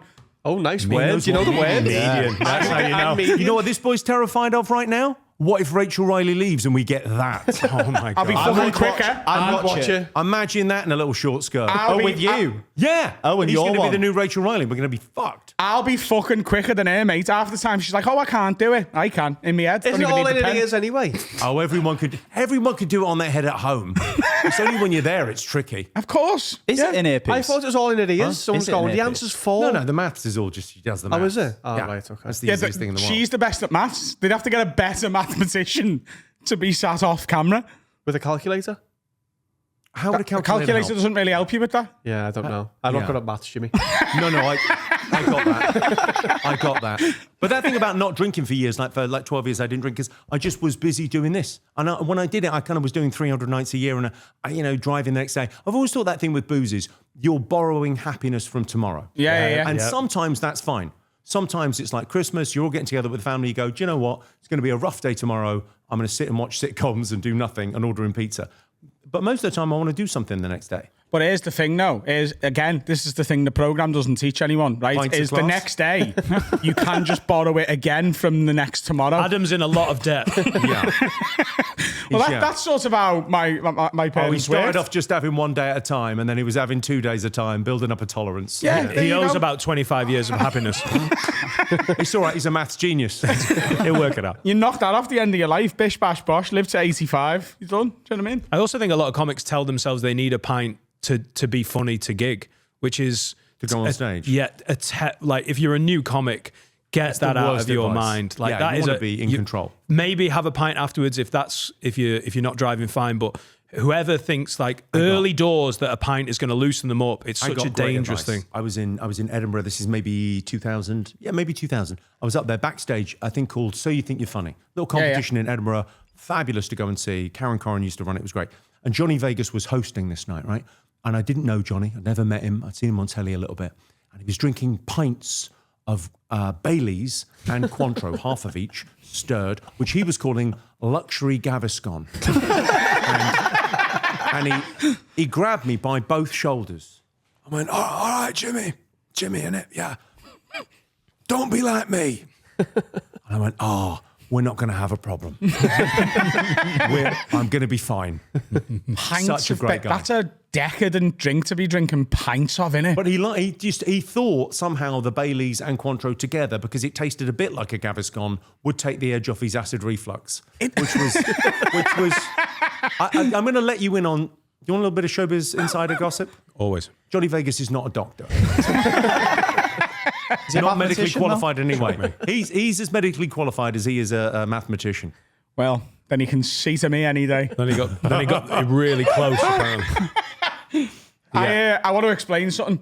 Okay. I want to explain something to you, which I don't know, I sort of thought through the whisper chambers of our industry might have reached you by now.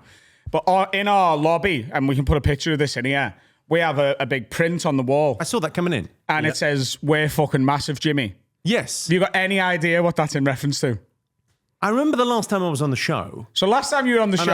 I was going, what's this tin pot operation? But it was a tin pot operation at the time. I stand by my remarks. But... We've met before, though, so... 100%. We have, and you've met that, and we're colleagues, and whatever. At the time, so, Carl was editing everything, and as much as it was our baby, and we were really sort of proud of it, and we knew where we wanted to take it eventually, Carl had a professional pride in it that sort of dwarfed both of ours. He was like, I'm going to fucking work until this is fucking the biggest thing going. And it was doing quite well. Not Jimmy Carl well, but it was doing well enough, and we were selling tickets and stuff. Yep. And at one point, I think there was just one little jibe at the pod that he was just like, I'm just not having anymore. And he snapped and went, "Hey, Jimmy, this is fucking massive, we're fucking massive." And that was the soundbite that our listeners took away from the thing. And at the time, every time we hit a new milestone, on whether it was YouTube subscribers or particularly Patreon, every month, I think for a year, every month we added another 1,000 for a month. So we're on about 30,000 Patreons now. But that was going up 2, 3, 4 month by month by month. And every time it happened, we'd be we've just hit 4,000 Patreons. And there'd be 1,000 comments going, "We're fucking massive, Jimmy." Someone tell Jimmy we're fucking massive. It became our war cry, basically. I love it. And then at the end of the show, we just on our first arena show, smashed out the park, confetti on the screen, "We're fucking massive, Jimmy." And it was hey. And as soon as we seen the picture of it, we were like, that needs to be fucking printed onto canvas and framed on the wall. Next time we do a really big one. Next time it levels up. Well, we're doing the arena again. Invite me down. I'll come on at the end and go, "These guys are fucking massive." That's got to be the thing, right? That's the who's that'd doing be that? great. John Mulaney's doing that in the States. Have you seen that gig he's doing? No. He's doing Wrigley Field. I think John Mulaney's. I think he's Where's incredible. Wrigley Field? Is that a baseball? Yeah. in Chicago. I mean, he's wow. he's the Chicago boy. He's the Chicago so boy, never isn't mind he? the Chicago Theatre, which is phenomenal in and of itself. But he's playing Wrigley Field. It's the coolest. Yeah. It's amazing. I loved his last one. Wrigley. Gillis is doing the Gillis Eagles is doing Stadium. Lincoln Financial Field, the Eagles Stadium. Shane Gillis is doing What's he doing? Which one? the Philadelphia Eagles home stadium. Wow. He's doing a Shane 70,000. He's doing a Shane Gillis and who's friends, got, you know basically. who he's got to bring? He's got to bring, because there's that great clip of him, Bill Burr. Bill Burr. Do you know that famous clip of Bill Burr? It Oh, kind in of was- Philadelphia, yeah, It was yeah. the beginning of Bill Burr being Bill Burr, where he basically gets they try and boo him off and he hasn't done his time and he goes, "Fuck you, Philly," and then just goes at them for 20 minutes. It's until not he's even off. it's not so even a good. proper video clip because it's recorded on like a fucking Yeah. house phone. It's like blurry as it like the person moves with it, but the recorded on a house phone. It's recorded on the landline somehow. the audio's like good enough, and he's just laying into this crowd, and they booed off like a load of legends. Yeah, Phillies they and were eating notorious people place. alive, weren't they? My favourite thing about that, though, I don't know whether you'll know of a guy from Melbourne, Australia. His name's Nick Cody. Yeah. Really good friends with like Daniel Sloss. He's a great comic, and he good does a guy. lot of radio hosting now. He's done that Australian comic thing of getting a radio job and going, this will do me for a bit, and he's started a It's family, because and the he's travel there is so brutal. insane. The travel there, you're on a plane every 2 minutes. Nick Cody was such a comedy fan before he became a comic that this is the best holy trinity, I think, ever. He was at the Bill Burr Philly rant. He was at that. Wow. He was at Patrice O'Neill, Elephant in the Room, the taping. Amazing. And he was at Louis C.K.'s either Chewed Up or Hilarious. He was at all three tapings of them, and he's got the ticket stubs of it. And then about... that is for the downstairs, Lou, isn't it? That's kind of perfect. Well, You 10 go to ye- those gigs and go, that was pretty special. That was about special 10 to be years there. ago, Bill Burr did the Sydney Opera House, I think, and he was there for like a week, and Nick Cody got the chance to go and open it for him. And he said he played it cool all week, and on the final night of the run, he took his Philadelphia tickets to Bill and said, we just signed these for me. And it just fucking blew his head off. He's like, I want to ask a question here. Okay, so what would be that thing of like, and I love it when my friends do that well, and people that we get to know in this Yeah. business, right? So you go, John Mulaney's playing a stadium, and Shane Gillis, he's so fucking funny, is playing a stadium. It's amazing. What would be the thing for you guys that would be, I can't even conceive of that, huge? I know what it is for you. Go on, what's one of the stadiums? What would it be? stadiums here, isn't it? It's I Anfield. just want to do Yeah. Anfield. When I signed with an agent a few months ago, and because I didn't have one for a while because I didn't feel like I needed one. I was just like, I'm just going to do podcasts and my own stand-up thing and stuff. And I had Live Nation promoting the tour. I was like, I don't really know what I'm giving someone a cut of me stuff for. I had a couple of things come in where I was like, I probably need some help with this. So I joined CAA, and the guy yeah, who they're is not messing with around, me they're there is called Glenn, and he's fucking great. And he, like, in the initial conversation, he was like, I want you to just be as honest as you can. Where am I taking you? Like, what's the... He wanted you to be as honest as you can. Yeah. Okay. Well, that's... And I went, it's Anfield by the time I'm 40, which is 7 years. And he went, okay. He went, cool. He was like, I think that'd be, but I think also that thing of like going, it's like it's out there, but it's not that out there. it's If possible. Taylor Swift can do it, babe. Zach Bryan as well, mate. Maybe I made a terrible error the other day, a terrible error, showbiz error, which is I've got the O2 in London next week. I'm playing it in the round. So this is my trick with, if you're doing arenas, you play them in the round. I learned from the best. I was doing gigs down in Australia with, I had like one night off on my tour, and Chappelle was in town, and you know, we hang out when he's free and I'm free. So I went and played with him. I opened up for him. And he did it in the round like a boxer, like set up a boxing ring. So in the much middle. smaller stage, is that? It's a tiny little stage in the middle, like a boxing ring, but I'm like a lazy Susan of comedy, just rotating like I'm fried rice being passed around a table. But it was so fantastic because no one's got a bad view. Nothing's bigger really than the Liverpool Empire. Everything's kind of, you know, even if you've got the seats right in the nosebleeds, it's pretty good because, he's there and the screens are above. It's half the distance. It just works. Yeah. It just works as a thing. So Where's yours, Jimmy? Like his is Anfield. Where would? Well, You've done a lot of them. I'm doing the O2, but I went last week to go and see Radiohead play. And I thought this would be fine. I loved the gig was unbelievable, but they played in the round, and I was watching it, going, "This is incredible." Having a little tear up at Karma Police, going, "Oh, I've got to do this got to do this next week and I can't finish on Karma, please. Because it's not my song. It would be, don't know whether by the way, it'd be fucking amazing if you did. If Jimmy Carr just closed with Karma Police. I also don't know whether there's a huge Venn diagram of Radiohead and Jimmy Carr goes. I don't think everyone coming to see you has necessarily been there and has got the comparison, you know? No, but that thing of like being in those spaces where it's like, it's kind of pinch yourself moments where you go, I can't believe I'm playing here. I sometimes get it with American venues where, and it tends to be, it's that comedy fan thing of where I've seen someone special that was recorded here. So I played the Beacon last time I was in New York. I did 3 nights there, and Louis did live from the Beacon. I mean, I know Louis, he's a good friend of mine, but to be in the space, to be on that stage, you sort of go, oh, this is where Seinfeld plays in New York. Yeah. What am I doing here? I mean, it's that thing where everything in show business is imposter syndrome, and I view imposter syndrome as very healthy. I think you should have it once every 18 months. Do you think you get it? Do you get imposter syndrome? But you should have it every 18 months. You should push yourself to a place where you have a bit of imposter syndrome, because that means you're out of your comfort zone. So how do you do that? Well, I just released a film. I released a film this weekend. I've got no business writing a film or producing a film or starring in a film. And I went, yeah, I'm going to make a film.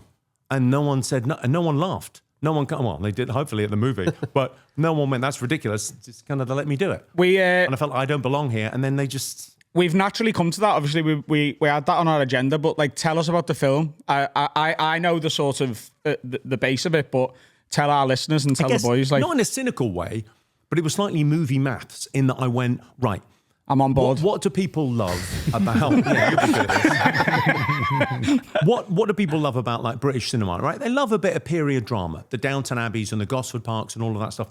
And I genuinely like those things. I sort of view them as TV Valium. If you're a bit stressed, stick on Downton Abbey. It's like, oh, lovely, it's like a warm bath of a TV show. And then we do comedy very well. And I loved Mel Brooks growing up, like Blazing Saddles and Spaceballs and, Robin Hood Men in Tights, all of those kind of, out and out comedies, genuinely funny comedies, not dramas with a little bit of a light touch of comedy in it. And then I loved Airplane and Top Secret and movies that you can watch 15 times and you Spinal Tap and you pick up these little phrases. So I don't want to be a grifter. I want to make something that I want to watch. So it's those two things smushed together with a little bit of Richard Curtis. Like, you can't make a British film now without going, I'll put a bit of rom-com in there, and then it makes it an easier choice. I don't know about you, but I find it very difficult with the missus deciding what to watch. So this is Downton Abbey meets Love Actually meets Airplane. That's it. That's it. Sounds great. That's exactly it. And we also did a thing, because it irritates the hell out of me when people put all the jokes in the trailer. I saw a comedy movie recently, watched the trailer, went, this is going to be amazing, love. We watched the movie. Like, they had 8 jokes and they were all in the trailer. Fuck that noise. Every joke in the trailer, problem. Also, people have started putting spoilers to like dramas and like thrillers in the trailer.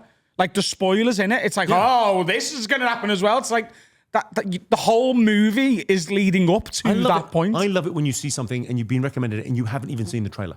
You just go in not knowing anything about it. That's how you're supposed to watch. That's what I do in the cinema. My partner says, let's see this. And I go, let's go. I don't know anything about it. I will watch it blind. My wife asked to download the trailer as we're picking the film. That's her final.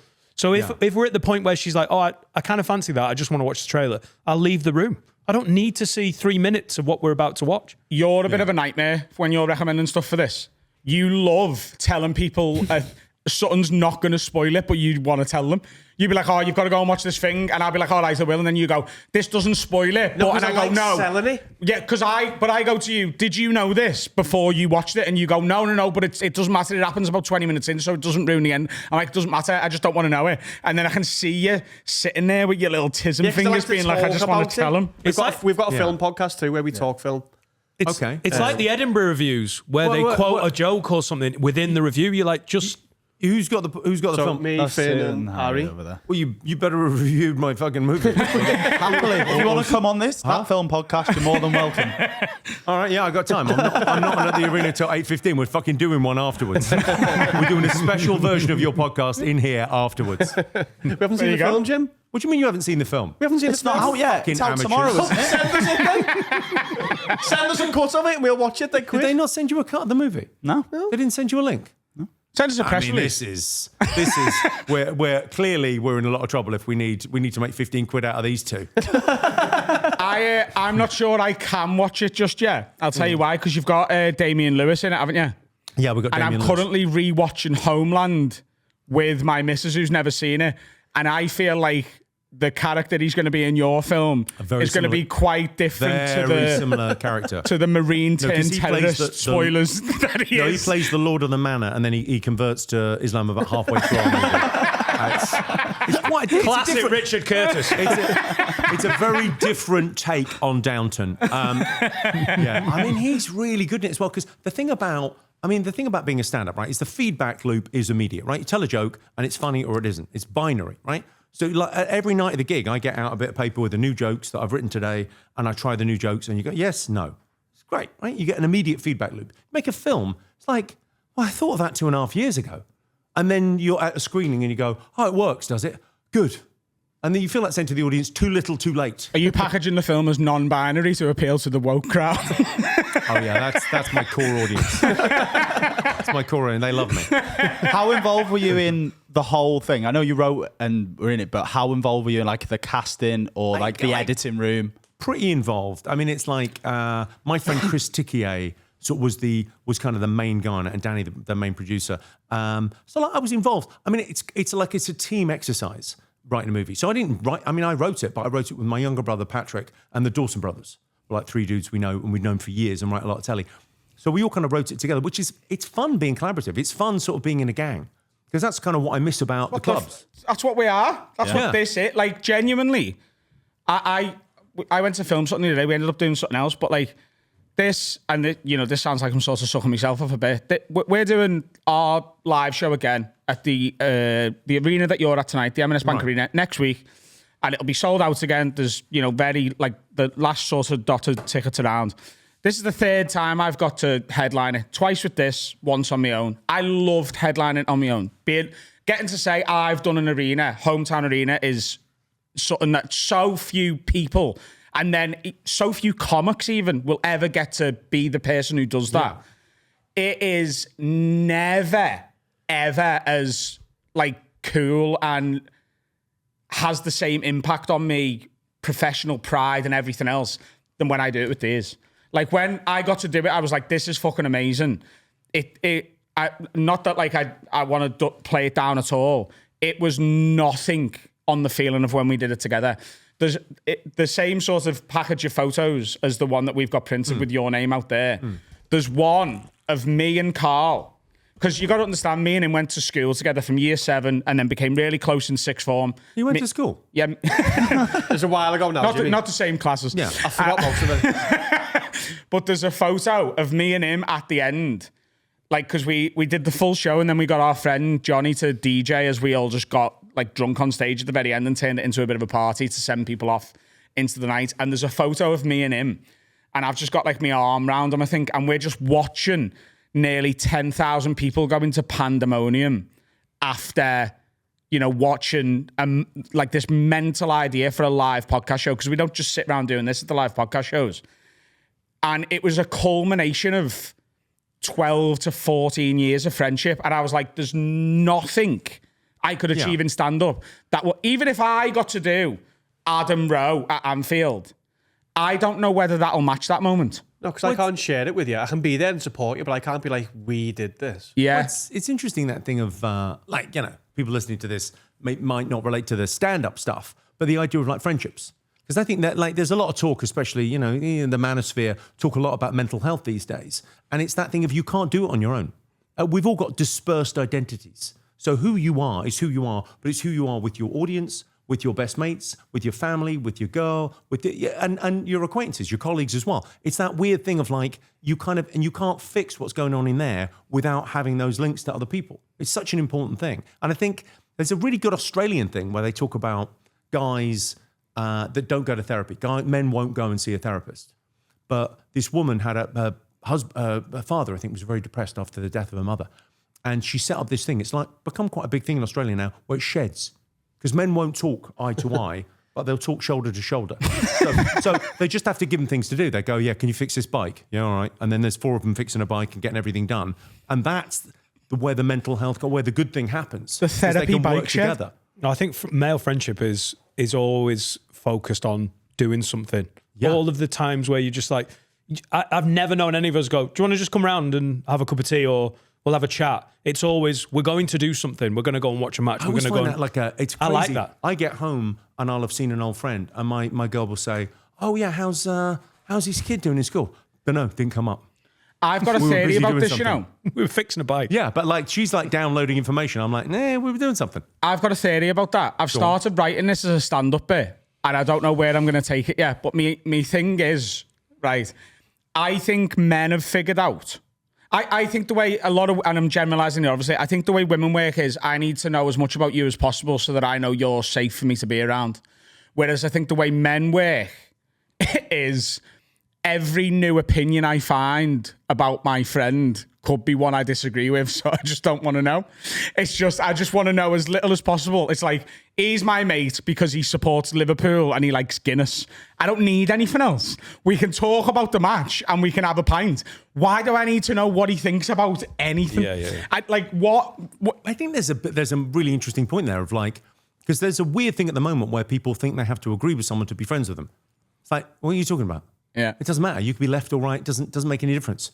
Like the commonality of just going, we can get on and we have a great conversation is the thing. There's too much debate going on in our world and not enough deliberation. Not enough Like, pints. deliberation is like, you're trying to get somewhere with it. You're having an interesting conversation. I don't agree with anyone about everything. Yeah, That would and be you- insane. Of course. It's like Yeah. ordering off the set menu. But like, I'm also aware that some of my mates might hate my opinions. So I'm just like, just shut up. Let's talk about, like, I haven't even told everyone what I think about Mo Salah yet. Because I don't know whether it's going to be the popular opinion. I'm getting older, I'm learning. Just shut up and have a pint. I think that's the key to solving the male loneliness and the divisiveness. Just everyone shut up. Just don't tell anyone what you think about anything. Have a pint and shut up and watch the match. It's funny that you say shoulder to shoulder, because whenever a friend's called or text, like say, Adam, I need help, I need advice, it's always a drive. Yeah, driving's great. It's always like, yeah, let's go for a drive. I'm Yeah, walking ahead. My favourite thing, I think driving's brilliant. Going for a walk is great. My favourite thing, I had a friend come round who was like, it's pretty bad. It's about as bad as it gets. And we just played pool. But just for hours. Just walking around the pool table. And it was that thing where it naturally gives you a bit of a break and some thinking time. Yeah. And you're sort of doing something. And you're not having a big, cryy conversation. You're sort of busy. Okay, we're doing this. We're having another game. Who's ahead? Who's not? But it gives you that kind of permission just to sort of hold space for someone. But I think even subconsciously, I think we all already know this. Because like even in films, if two fellas need to have a chat, they're playing pool or they're sat at the bar next to each other. But if two women have a chat, they're sat opposite each other. on the couch and or like on a sofa and a chair, like in the thing. By the way, do you know if you ever text me and was like, what are you up to? I might just come to yours for a cup of tea. I'd think either it's bad. you're having an affair or you've got bollock cancer or something. Like there's no chance you're coming to mine for a cup of tea. I can't even conceive of sending Go that pick message. him up in the car. But I was like, you'll know it's bad if I'm like, listen, meet me in the shed. I've got some news. The car's the best. I think good though, podcasting might be the best conversation men have now. Like it's such a focus. I often have a thing where you go, it's the longest conversation that you've had is the conversation on the podcast. Because you can't have Guys your you've phone known for out. You years. can't have the distractions. You have to focus in on the chat. I tell you what I love. This is going to delve into the homoerotic. I love a sauna. I'm big into like sauna cold plunge. A sauna with a mate because the phone isn't there. You can't have the phone there, and you're in the. It'll You're melt. kind of. You just. I guess we're in shorts. Okay. The only problem great with chat. that is, Jimmy, is when I'm on my own in a sauna and two men are having this moment and I don't want to hear what they're fucking talking about because they're morons. I think can't all help who gyms, your friends are. I want all gyms. I want a sauna, which is for chatting shit with your mates and having Right. those moments. That's beautiful. And then I want a silent sauna where I don't have to fucking listen to them. I've started wearing the earplugs that I wear at night in the gym after I've worked out. I put earplugs in to go in the sauna because living I in different cannot worlds. hear this bullshit. I'm not in a municipal. Sorry. Jimmy's talking in about? his sauna. Oh, I want a sauna. Now I'm going to have to buy a sauna. You're very expensive as a guest, Just Jimmy. tell the staff you want it free of other people. In our gym, people shave in the sauna and then No, they don't. Yes, they do. Straight to jail. No, they don't. People in the steam room Because I will- know you're sponsored by Manscaped, but is this going to be downstairs? Or just the face. someone's just trimming their taint. Jesus. Yeah, they shave, so they get the cream out and they'll shave because obviously it opens your pores up. Is that not a rule that you're not allowed to? Surely. I've never done I that. always think that weird thing of God. Who had someone had a great bit on this years ago. Like if there's a sign up telling you not to do that, that means someone did Done it. it? Yeah. Yeah. So when there's a sign up saying don't dive in the hot tub, that means someone One of us dove probably, into a hot tub. Dove in. Oh, just do a swan dive into this. I'm sure it'd be fine. You can't be shaving anything in the sauna. Yep. Sauna, not steam room. Either, genuinely. You If can't the sauna's- shave in a sauna. Sauna closes your pores. I've seen it. Does Honestly, it? I it's thought the weird. heat always opens it up. I don't think you should be able to brush your teeth at the gym either. That's starting to Who's doing irritate me. that? What? In the toilet, you can. What gyms are you two going to? I mean, I wouldn't do that, but you Yeah, can. no, I've seen people like in like the airport, people brushing their teeth. I find creepy. What are we doing here? What's Yeah, but going if on? they've been on like a 12-hour flight I and they're get full it, of but even garlic so, and it's shit. kind of, But the gym, like, you can't be that far from your house or your hotel Don't like it. where you're Do brushing you your shower teeth. at the gym? Yeah, because if you've been in the sauna and then you do need a shower before you, that's a bit. I brush my teeth in the shower. We see this is I've spoken about this before, but I've got no problem in the gym. I tour a lot in Europe, so I was in Germany and I was in the sauna. Sauna's great, and the guy told me off because I'm in there and I've got my swim shorts on, and a guy went, no, we don't wear shorts in Germany in the sauna. You just sit on a towel. Okay, I lose the shorts, sitting in there chatting to a bunch of German guys. Fine, and then you get in the cold plunge. Cold plunges. It's less than zero, and they've got the water's kind of so it can't freeze. It's just moving at all times. I mean, it's bitterly cold. I'm doing 3 minutes in there. You get out there. I mean, you're rocking some baby dick. Fuck. No one's not rocking baby dick after that. That is cold.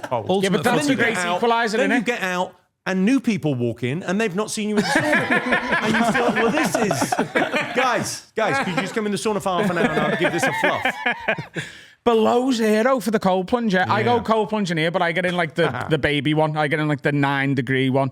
It's all right. It's all good for you. I want to do the Russian one where they go straight from their sauna, straight in a fucking frozen river. Oh yeah, I did that in Helsinki. They've got it where they've got the sauna and then the cold plunge is the Baltic. Yeah. And I tell you what the Baltic is. It's bloody Baltic. Bloody Baltic, I tell you. As advertised. They've named that. Yeah, as advertised. They've named that for a reason. It's fantastic. Have you got a favourite country to perform in?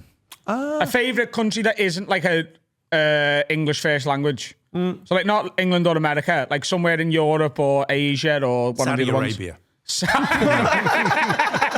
Well, that's the one that... Now we're talking about it. Well, that's the one. That's the one. I got some heat for that this year. And I We've just had thought heat it was- for it for not talking about it.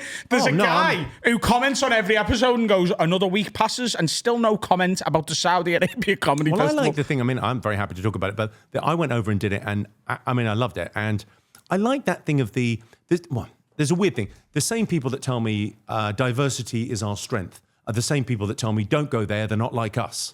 Can And I ask you though, did you agree not to talk about certain stuff? No. No. I did jokes about Yemen when I was out there. So you just got to do your normal shit. If you come and see the show tonight, I did the same show I did tonight in Saudi Arabia, in Riyadh. And they didn't ask you to I didn't censor change any of nothing. it? I mean, listen, I didn't have any jokes about the Saudi royal family in my set. Yeah. And it would have been slightly obtuse of me to write some just to do there. But I did my show. That would have been the bollocks though. Like if you'd have done that, if you'd have signed it and then gone, fuck you. Yeah, I think this might have been filmed in a different way. That's all of the Emirates here's as well, the- isn't it? If you go over, it's royal families like that's their big thing. Not so much. I mean, I think it's that thing of like they don't want you to kind of come over like you're a guest here. Don't tell us how to do our business. But it is that thing where you go. I like the direction of travel. I like the fact they clearly don't want to be Tehran. They want to be Abu Dhabi or Dubai. You don't book me and Chappelle and Louis C.K. because you want to shut down free speech. You do it. It's like a flex. It's you going, oh yeah, we can take this, and we like your sports and we like your culture and we want more of that and we want to start a conversation. Well, I want to be part of that conversation. I'm very happy to be part of that conversation. And you go, well, they're way different than they were even 5 years ago. Now they've got more freedoms and things are moving in that direction. You go, well, that's great. And I'm very happy to be part of that. If you start like going, well, where can you play and when can't you play, going on a country's human rights record, I'm not sure whether you do gigs here. If it's gonna, if you're gonna be that guy, I mean, it's not. I think to play devil's advocate here, I think the big problem I seen with that people seem to have with it is that they booked these free speech comics like yourself, Chappelle, Louis, and Bill Burr. And Bill Burr got the most shit I seen anyone get about it because of there's old clips of his podcast being like, oh, Mariah Carey's going to do a corporate gig for this person who runs this country. How big's your fucking yacht got to be? He had that attitude when it was, other superstars getting a lot of money to go and do these gigs. And then he's gone and done this one. And everyone was like, well, you're doing the same thing. What I found quite interesting, and obviously the internet always takes its own angle on all of this shit. And they decide how things were offered. And they decide they've got the facts and everything. This is exactly how it is. We had another Comic-Con who also did it recently. And it just didn't come up. And then afterwards, we spoke to him about it. And he was like, yeah, well, the offer comes through from my agent. And I was like, Saudi Arabia, should I be doing that? I mean, my agent was like, yeah, it seems fine. Like, it's coming from this company. And, Chappelle's doing it, Bear's doing it. Like, I don't see why you'd not do it. It's fucking a lot of money to go and do an hour of stand-up. Like, and he was like, oh, fuck it. Whereas I think the internet had this idea that the Saudi Arabian government had rang Jimmy Carr and gone, hey, we want you to come and help us whitewash the fact we're murdering journalists for their free speech by letting us use the fact we've booked free speech comedians for our festival. I think that's what the perception was. Now, obviously, the reality is often, and is in this case, very different to the perception and the worst sort of spin on it the internet can take. But I think it's a conversation we could have had about Dubai and Abu Dhabi 25 years ago. Totally. I think you would have had the same conversation. I think some people might have issues with you playing Hong Kong now, or playing Singapore, or playing any of the other places that you play, and they choose to go, well, that one's bad and that one's good. But I'm much more interested in the people than the ruling elite, because you go, I played who paid me? Well, I sold 8,000 tickets, and they were pretty expensive. So I got paid what I should get paid, and I love doing it. I love the fact that in that room of 8,000 people, we did a little thing because we had like long enough before the gig to look at the audience. I don't have exact figures, but I reckon there were 3,000 women in the room listening to my haram comedy. And that's how progress is made. That should be the title of your next special, by the way. It's just like haram comedy. Yeah, it isn't that thing where you just go, just change happens overnight. And we have to give up on the crazy pipe dream that the Middle East becomes Western Europe. They're very different places. They do things very, very different cultures. And you go there and you respect, okay, they do things differently. It's okay. Genuinely, I think that power of because I think there's a thing in politics called the Overton window. You familiar with this concept? I've heard of it. The most right-wing and the most left-wing thing you could say in polite society and still be invited back on the show kind of thing. That's the Overton window of most left-wing, most right-wing thing, right? And it changes over time. Yeah. And I think comedy expands the Overton window of conversation. I think you go and see a comedy show, and part of the benefit is you have a great laugh when you're there. And the other benefit is afterwards you go for a drink or you're driving home with the missus and you have a conversation that's just a little bit more open because you've been at a comedy show and he's brought something up that's a bit difficult to talk about, and then you sort of start having the conversation. I think it broadens the Overton window for just in conversation. Which it has done for generations. Like if you go back 50 years, everyone comics were forcing out that Overton window. Yeah, with their jokes. I do that when it all kicked off about this. Yeah. And now that we're talking about it, we should, have a little chat about it. When it all kicked off, I fully, as generally on almost every subject, left-leaning political ideologies at my core sort of thing, I understood the criticisms of it. I totally did. I understand that, certainly when I forget what his official title is, he went and sat with Trump recently and he got quizzed on this journalist who was murdered, who, the government over there, we didn't do that. But then it's like, did they? And, there's a lot of grey area and who knows, right?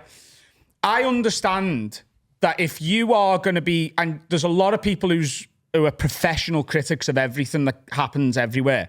If you're one of those people, you're going to look at this and go, they're trying to sort of essentially comedy wash instead of sports wash free speech, because they're going let's get rid of the fact that we're sort of killing someone for their free speech by getting these free speech comics to come and do this thing, and then it looks like we support free speech when our human rights record suggests differently.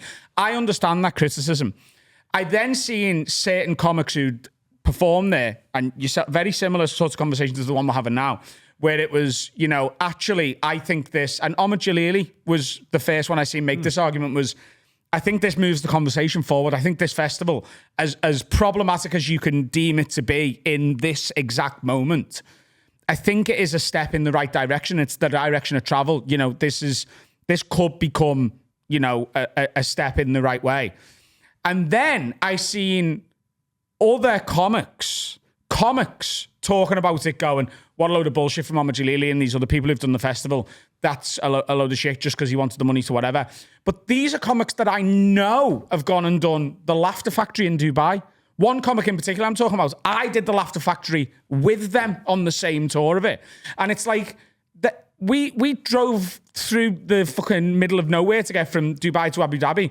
And there was just a load of people in the fields. And we went to the driver, what's going on over there? And he was like, oh, they're the slaves. And we were like, oh my God. He still took all the money and he still went back and done the Laughter Factory another time after that. So I think it's really, really interesting where people decide to draw a moral line. And often it is down, you know, I think it's opportunity. It's a very positive thing. Whether you agree or disagree, it's a very positive thing to be talking about it. Mm-hmm. It's a very positive thing to be talking about, okay, there's different cultures and they do things differently. It's a good conversation to have. And I think people going, I don't want to play there. That's not how I don't fuck with that. Great, don't. But I do. I think it's okay. And I like those people. I really like the Saudi people that I met. I had a great time. And you know, it's okay to have different opinions. I think it gets back to that thing of like, I don't want to know other people's opinions because I might fall out with them.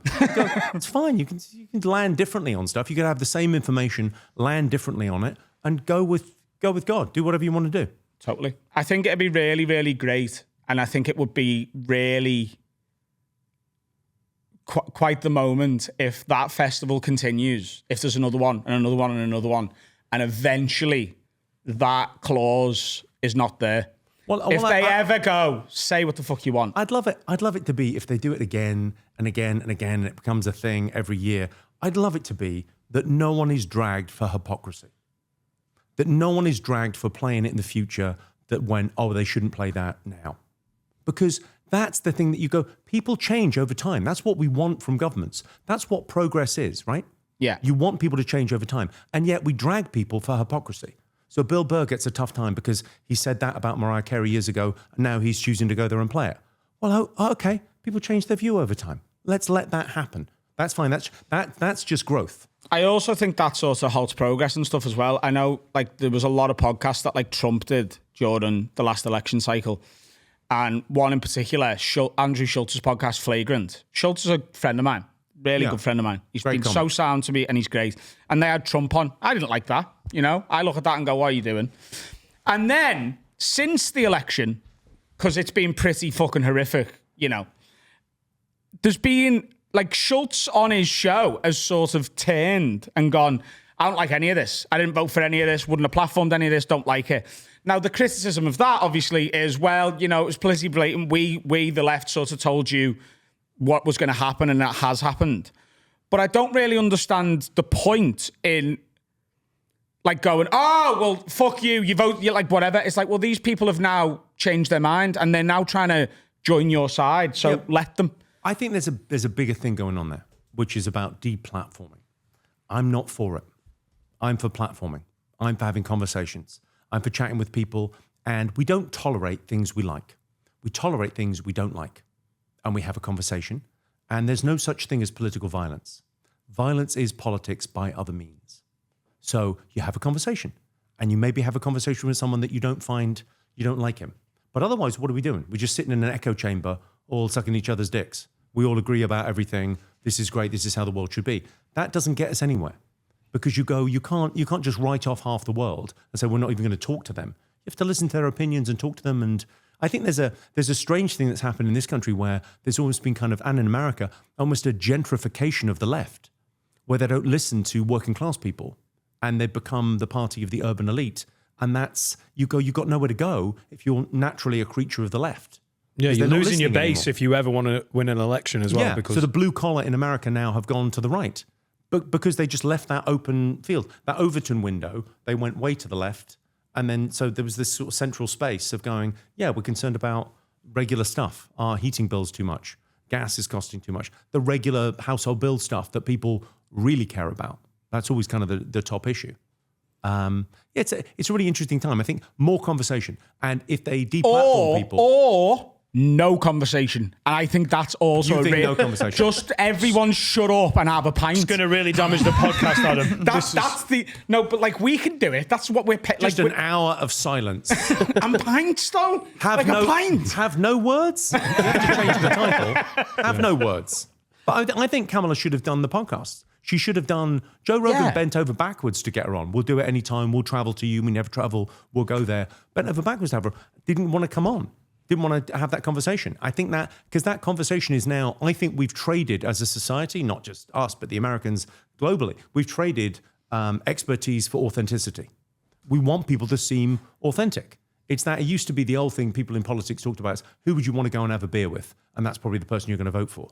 And so you want that person that isn't just doing sound bites, that feels like, oh, I feel like authentic. They seem cool. Podcasters changed it from, right, you're on, the news, you've got 5 minutes to tell us everything about your thing, to we're going to sit and talk until we get bored. And that might be 3 hours, it might be 4 hours, and it'll be as long.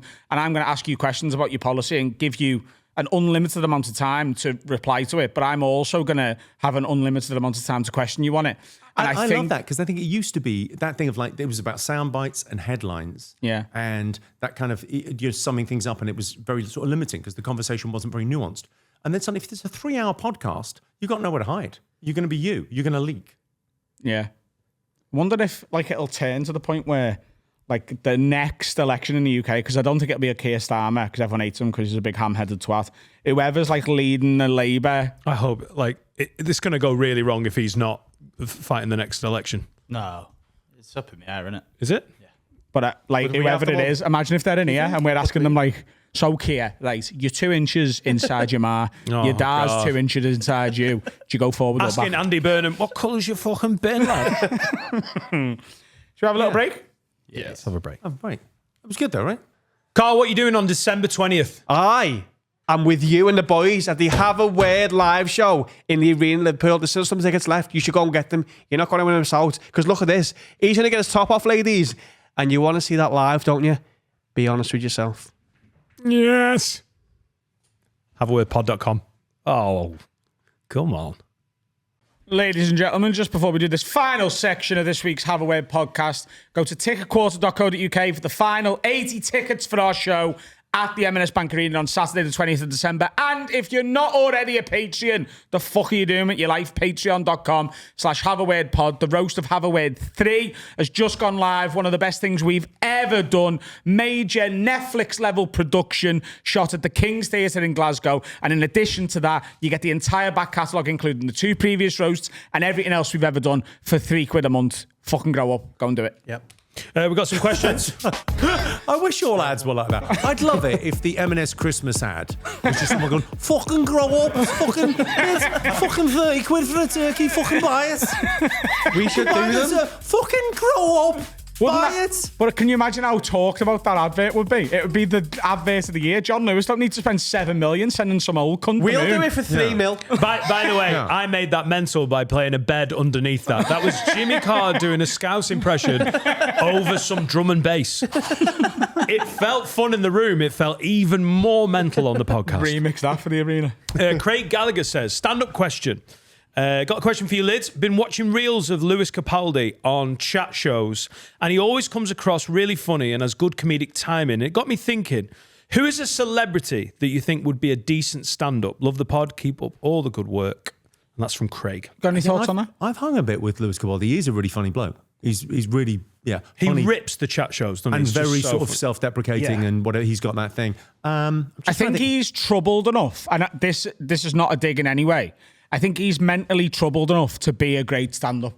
Do you know what I mean? He struggles a lot, doesn't he? Yeah. I think the GOAT would be, if you could have anyone in the world do stand-up that doesn't do stand-up, I think Noel Gallagher would be the GOAT. Noel Gallagher, yeah. Yep. Noel Gallagher does not give a fuck. He loves stand-up as well, doesn't he? Every interview he's ever done, he's like, well, I'll tell you exactly what I think of that band. They're fucking shit. He doesn't care. He's absolutely authentic and himself in all scenarios. And he's got this incredible poetic mind, but then he's just fucking funny. Jimmy, Finn's in his element because he's the biggest Noel Gallagher fan. I've been advocating for this for a long time. Really? Yeah. I had He's the my best- dream guest. I had the best Oasis experience in the world. I went to see them live. And it was like, no band are ever going to mean that much again. Yeah. Because you had to put 25 years of your life into it, and then they were never going to get back together. Yeah. And so it was like the treat of like watching them and going, and then the next day I'm like having lunch, and I'm telling these people I'm having lunch with, oh my God, it was absolutely unbelievable. It was such a great gig. And then Noel walks in and sits down, and I sacked off my lunch and went, all right, bye. And went and had lunch with Noel.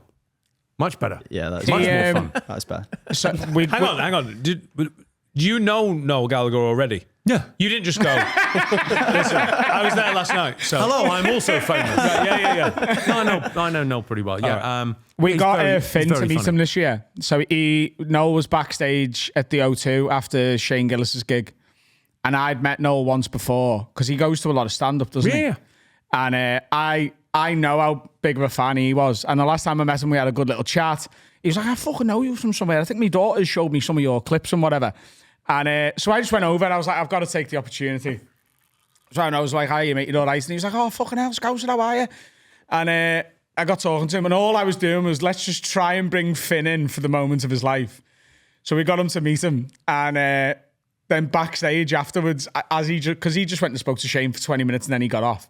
And as he got off, Finn just was like, can I get a picture with you? And he was like, yeah. And it's the worst selfie you've ever seen in your life. But it's his absolute pride and joy. You could see his heart beating. Like you could see it through his clothes. You know that famous sketch of Shane doing a couple of beers? Yeah. Couple of cans. Yeah, Noel sent me that. He's such a big fan of Shane Gillis that I like the night that came out or whatever, Noel sent that out. It's so good. Are there any artists, because you just went to see Radiohead? Yeah. Like I love Radiohead. I don't think Tom York's a good stand-up, to be honest. I think just in terms of people you want to meet, like I could see the Oasis boys being quite good company backstage. Are you ever going to see a live show and go, I'm not going to go and say hello backstage? Is there any... I didn't go and see Radiohead backstage. I don't know those guys. I met Phil, the drummer, a couple of times, but I don't know him. So I just feel like Radiohead, if they're having an off night, I just don't want to...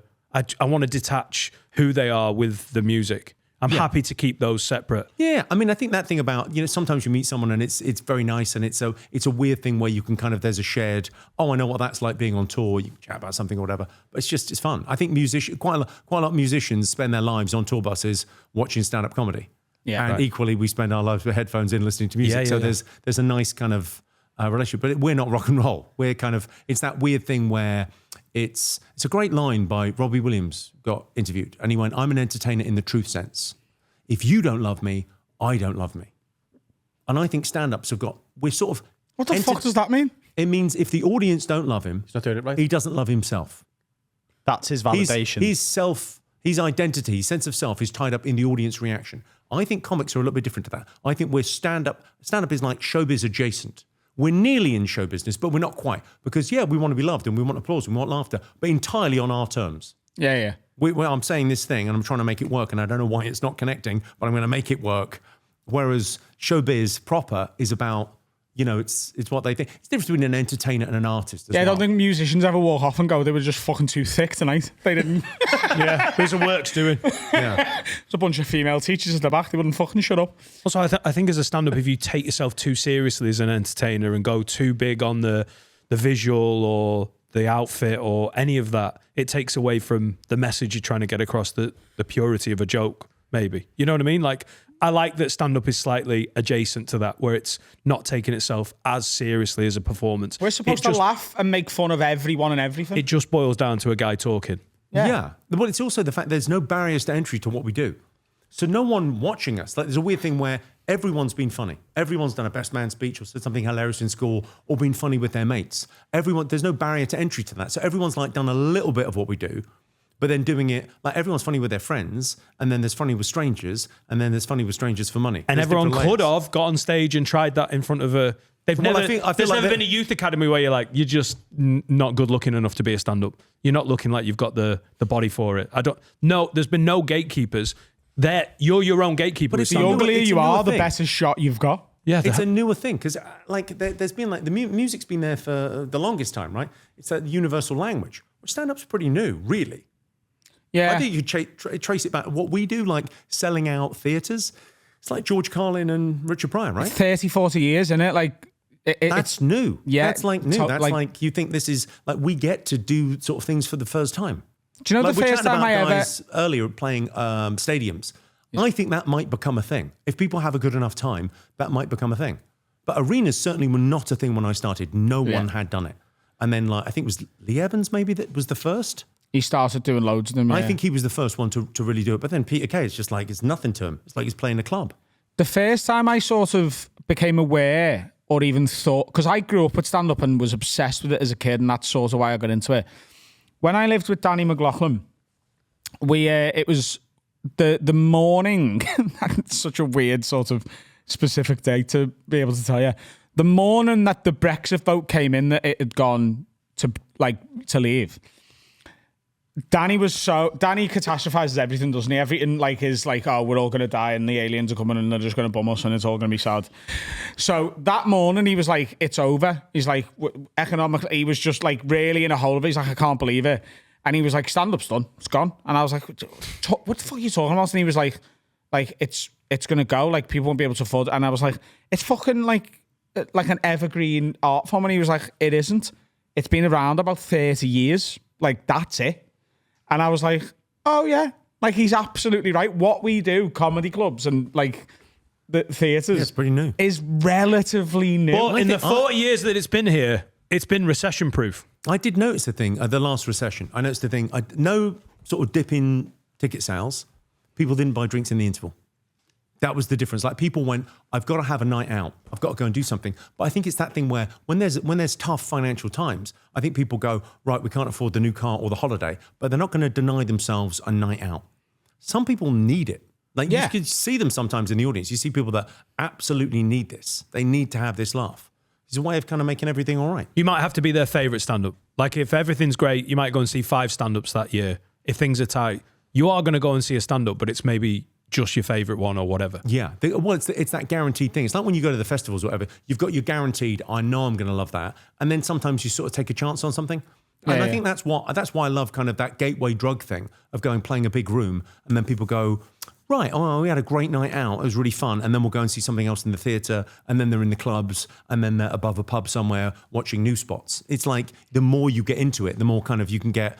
It's easier than music as well to kind of get that thing of like, I've seen them on a few things and then you follow them through. And sort of, there's not enough of that at the moment on telly. There's not of that because it's changing the way that comedy's sort of happening. Television's bigger than it's ever been and smaller than it's ever been because everything is television.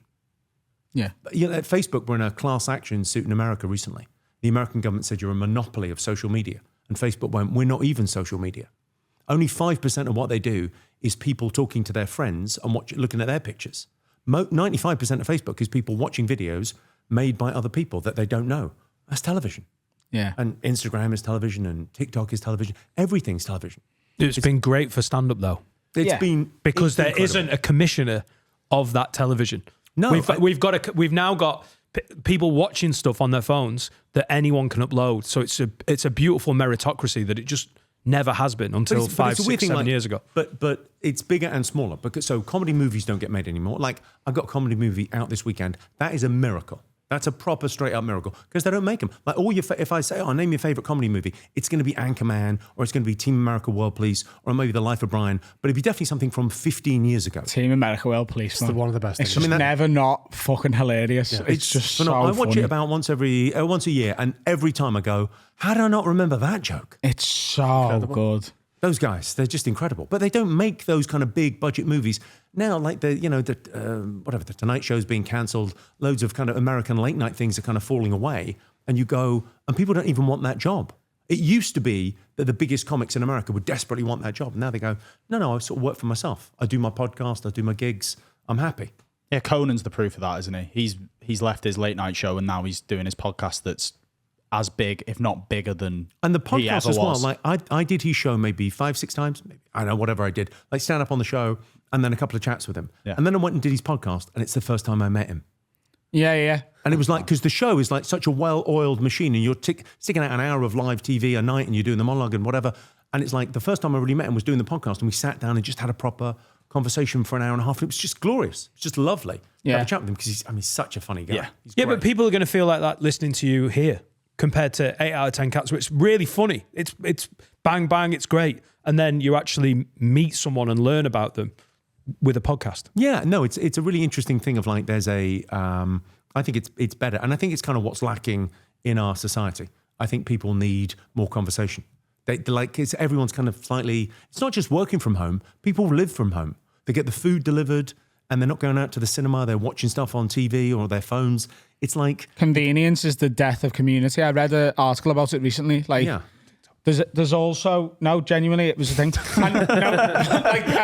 I know, but there was a poet, I forget his name, and he said to his wife, "I'm going to the post office to get like a stamp to post this letter," and she was like, "Just fucking order it online, and then they literally pick it up from your house." And he was like, "No. If I go to the post office, then I'll see a woman walking a dog and I'll chat to her. And then I get to the post office and I'll chat with the fella in the queue. And then when I get to the desk, I'll have a quick chat with the woman who I've been at the post office he was like, I get so much more than the sending of a letter by going to get the stamp myself. Someone said it the other day. It was the guy that invented the ATM. Yeah. Died. And his wife never used one. And she got it. Can't, my Billy. She got it really early. She went every technological advance is an amputation. Yeah. Everything we do that, it's someone's out of business, right? Okay, great. We've got the automatic thing that just delivers it by drone. Yeah, but 3 people are out of a job. It's not, something's going to have to change in that. It's what Rob said about the 2 cars. I hated it, but he was right. We had a guest who said his executive order would be every household has 1 car. Regardless of 2 people with jobs, you have 1 car and you make it work. And I argued against it because convenience. But I could make it work with my wife. And it would add more to the community because I'd have to be more of a person in the world rather than just in my car park, in here, back to the car, back to my house. Yeah. Yeah, I think so. I think it's a really good point. But that thing of like, they don't have to make public transport good because people have got cars. Yeah. So you've got to, I'm very lucky because I live in central London. So the tube is pretty good. Yeah. And it's pretty social as well. But we're not building that in all the different cities. If you think about you look at us and you look at China, right? What's China covered itself with? High-speed rail. What have we covered ourselves with? Oh. We covered ourselves with, environmental reports. We do nothing. HS2 is taking us 20 years to write an environmental report. The fuck? And it's still not happened. Yeah. Is it ever going to happen? We're run by lawyers. They're run by engineers. It's a very different mindset. Wasn't that the thing about Heathrow? They wanted another runway. And in the time that they were arguing about that, China had built 32 airports. Yeah. I mean, it's crazy. Obviously, they don't fuck around with like the parish council. Do you know the TikTok theory? Because TikTok's a Chinese company. Yeah, go on. What's the TikTok theory? So TikTok in China is very educational. It's kids learning things and skills and etc. That's what the algorithm pushes. Yeah. Whereas in the West, it's learn this dance, do this silly thing. It's to dumb the West down so China can rise up. That is the theory. I don't think we need their help, but yeah. I think in the last 5 years, kids have become a lot. I don't know. They're using tits as a weapon. Who? What? The Chinese. The kids. They're putting boobs. They're putting boobs on my TikTok. Are you on a different podcast right now? Right, man, there's some boobs on my TikTok. Are you starting an OnlyFans as we speak? Well, yeah, They're using tits as a weapon. Feels like that little bit there, and the way that you said that, if someone samples it, I think that over a bit of drum and bass, I think we've got a hit. Someone put it on a They're drop. using tits as a weapon. Well, we got all the serious questions, and I want to, keep going with them. Hannah says, if you had to give up either pasta or rice, which one are you choosing to eliminate from your diet? I tell you what, China are telling you. Pasta. They're just sending me pictures of tits. I would. Pasta is obviously unreal, but rice is so versatile. It's really tough. You've got to give up pasta. No. I'm giving pasta up without even thinking about it. I'm giving rice up. Why? Fried I rice. just have way more pasta in my life. There's more. I think pasta's probably more versatile. Yeah, if you had to have one type of food for the rest of your life, you'd go Italian. Yeah. Because Italian's got everything. So I'm going It's Chinese. everything. It hasn't got it's kind Chinese food. It's nicked from China, but Is it? yeah, it's Marco Polo. Pasta's over originally pasta, yeah. Chinese. Noodles. Bolognese isn't dope. And now they're all over pasta as well. Yeah, the Silk Road draws pasta. Yeah. Oh, I'm going with rice, me. Love a bit of rice, me. You're love a bit of Turkish. They love a bit of fucking rice on the side of a little kebab. They do. But I have more pasta. Way more. Like You're it's not even to your close. nation. Not even close. Jimmy, what's your road sort of what are you doing restaurant wise? Like you're on the road, you've just turned up in Liverpool. Are you going out to a bite to eat before a show? I like a steak. There's no place you can go that doesn't have a nice steak place. Yeah. Like a nice steak is pretty good and pretty easy to digest, or whatever. It's not, and it keeps you honest. I can recommend the Hawks more in Oh my God. in Liverpool. Stop it. Adam loves having business meeting there as much as possible. A business meeting. Are we trying to excuse? Sorry, are we trying to get something past HMRC? I'm with you. I'll vouch for you guys. Oh, Jimmy, do you know what happened once? Right, we all were like, we're all hungry. We fancy a steak. We went to Hawksmoor, and what happened was I fancy a porterhouse. I'm hungry, so I got a porterhouse steak, and then Carl was like, I'm gonna have a porterhouse steak. And I think what really bothered Dan is that Steve got a porterhouse steak. Yeah, he did. We went out for a bite to eat, walked past the Nando's, and we bought Steve £134 steak. Why does Steve not deserve it? £134. It was pricey. How big is this steak? It was bigger than Steve. It was about 80 quid. Which, Okay. like, it was a good steak, but he just resented buying a steak. He was fine with It was me, fine with Carl. everyone else, just not this. Not this They guy. own the company. That was his Christmas bonus. So that. What should he have got then? Something from the children's menu? There's nothing wrong with chicken nuggets. I mean, I brought the price down if that helps. Yeah, I because just get sides. a side of mac and cheese. Yeah. Why did you not have? Because I'm steak? vegetarian, and they take me sorry? to steak restaurants. What? I'm vegetarian, and they take me to steak restaurants. Okay. That is on me.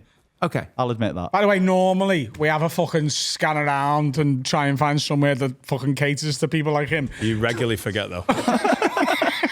Tell Jimmy why you're a vegetarian. I had an edible that was far too strong, and then a chicken kebab started talking to me. Wow. And it was like, why you eat, mister? I don't want to be eaten. You had an edible that was too powerful, and the chicken kebab started talking to you. Yeah, on the plate. That's why you're. It wasn't talking, like literally talking. It was like a telepathic talking to me. Yes. Well, of course, it's a chicken kebab. Yeah, Of course, yeah. yes. That's how they communicate. Yeah. Yeah, it was I'm 4 years in now.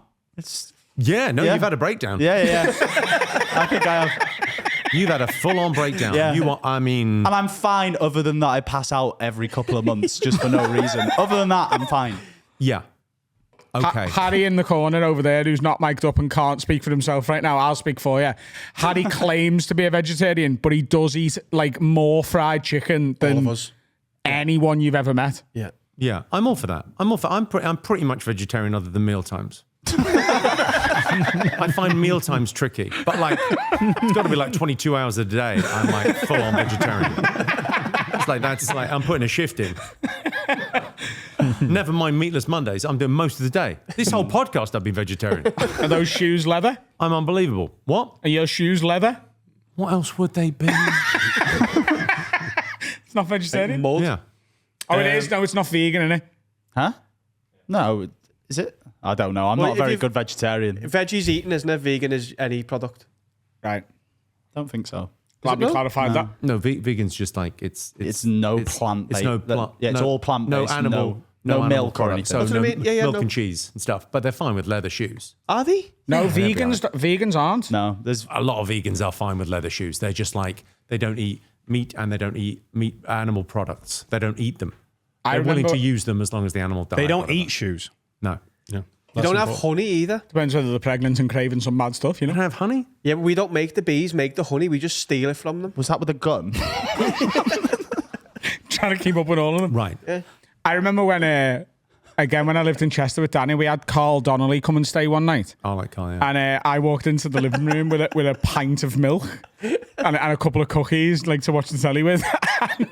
You'd think I'd walked in with like a dead rabbit and was just like, he was like, "What are you doing?" And I was like, "What do you mean?" And he was A like, pint of milk. Yeah, that's the best amount of milk. A pint of milk and some cookies. Yeah. Okay. Listen, I don't know how we're expanding the brand. Team meeting. It's an exercise video for the new year. Huge in January, and we basically the whole market is on how to lose weight and get yourself in shape, and we go another way. We go another way. A pint of milk and that's a lot. He's on the Santa diet. Yeah. It's fine. it's a nice snack, you know. Milk's just great. a little pint of milk, man. Pints of milk. And a full sleeve of Oreos. No, they were like the ones I sent you, I think. Oh, wow. You'll have never had these biscuits. They're exclusively sold in Home and Bargain in the range, and they come in a glittery silver and purple packet. And there's some sort of I think they put MSG in these cookies. Yeah. They are absolutely insane. The choc chips are about that big. They're just magical. Oh, gorgeous. I'd pay so much money to go to Home Bargains with you, Jimmy. Just to see what you... Home Bargains. This is... I'm going to go ahead and guess it's a shop. It's a good shop. Do you know what I think? I actually really like Home Bargains. I tell you for why. Keeps the scum out of Argos. I just love the idea that Jimmy's always in Argos, waiting for his number to come up. Thank God for Home and Bargain. With a tiny little pen. Should we call that a podcast? I think that's a pod. Wonderful. Jimmy, thanks so much for coming in. I like the fact you just lost interest there. You just went, I think that might be it. I just wait for a punchline and think that's a good out. Okay. Pleasure seeing you guys. Tell everyone where they can catch the film, how to watch it, where to watch it.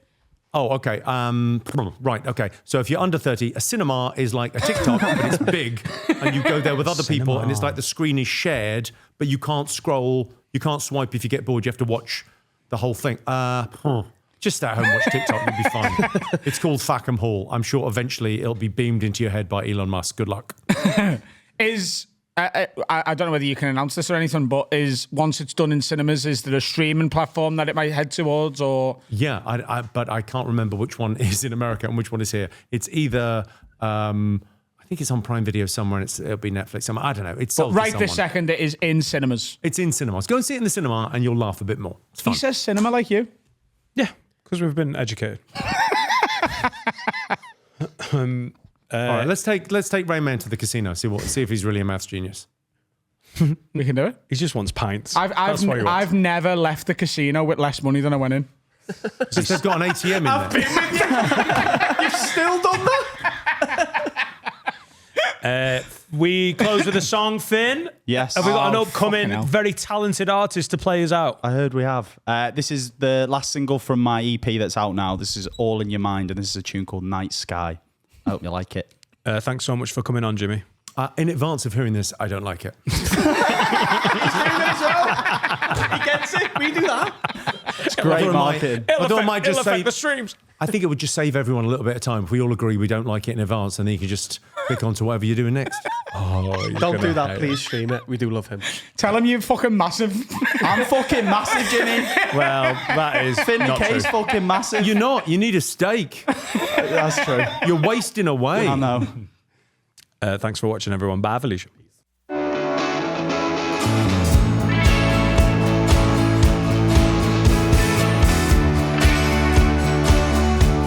Sun-kissed dream, living in my world. She's holding me down still, 'cause I just can't sleep. She's all I see. She's all I need. 'Cause I've been living on the line, faking smiles. Just wanna know if you can see me tonight. Well, baby, it's fine. We're running out of time. Who wants to ever if it's all in your mind?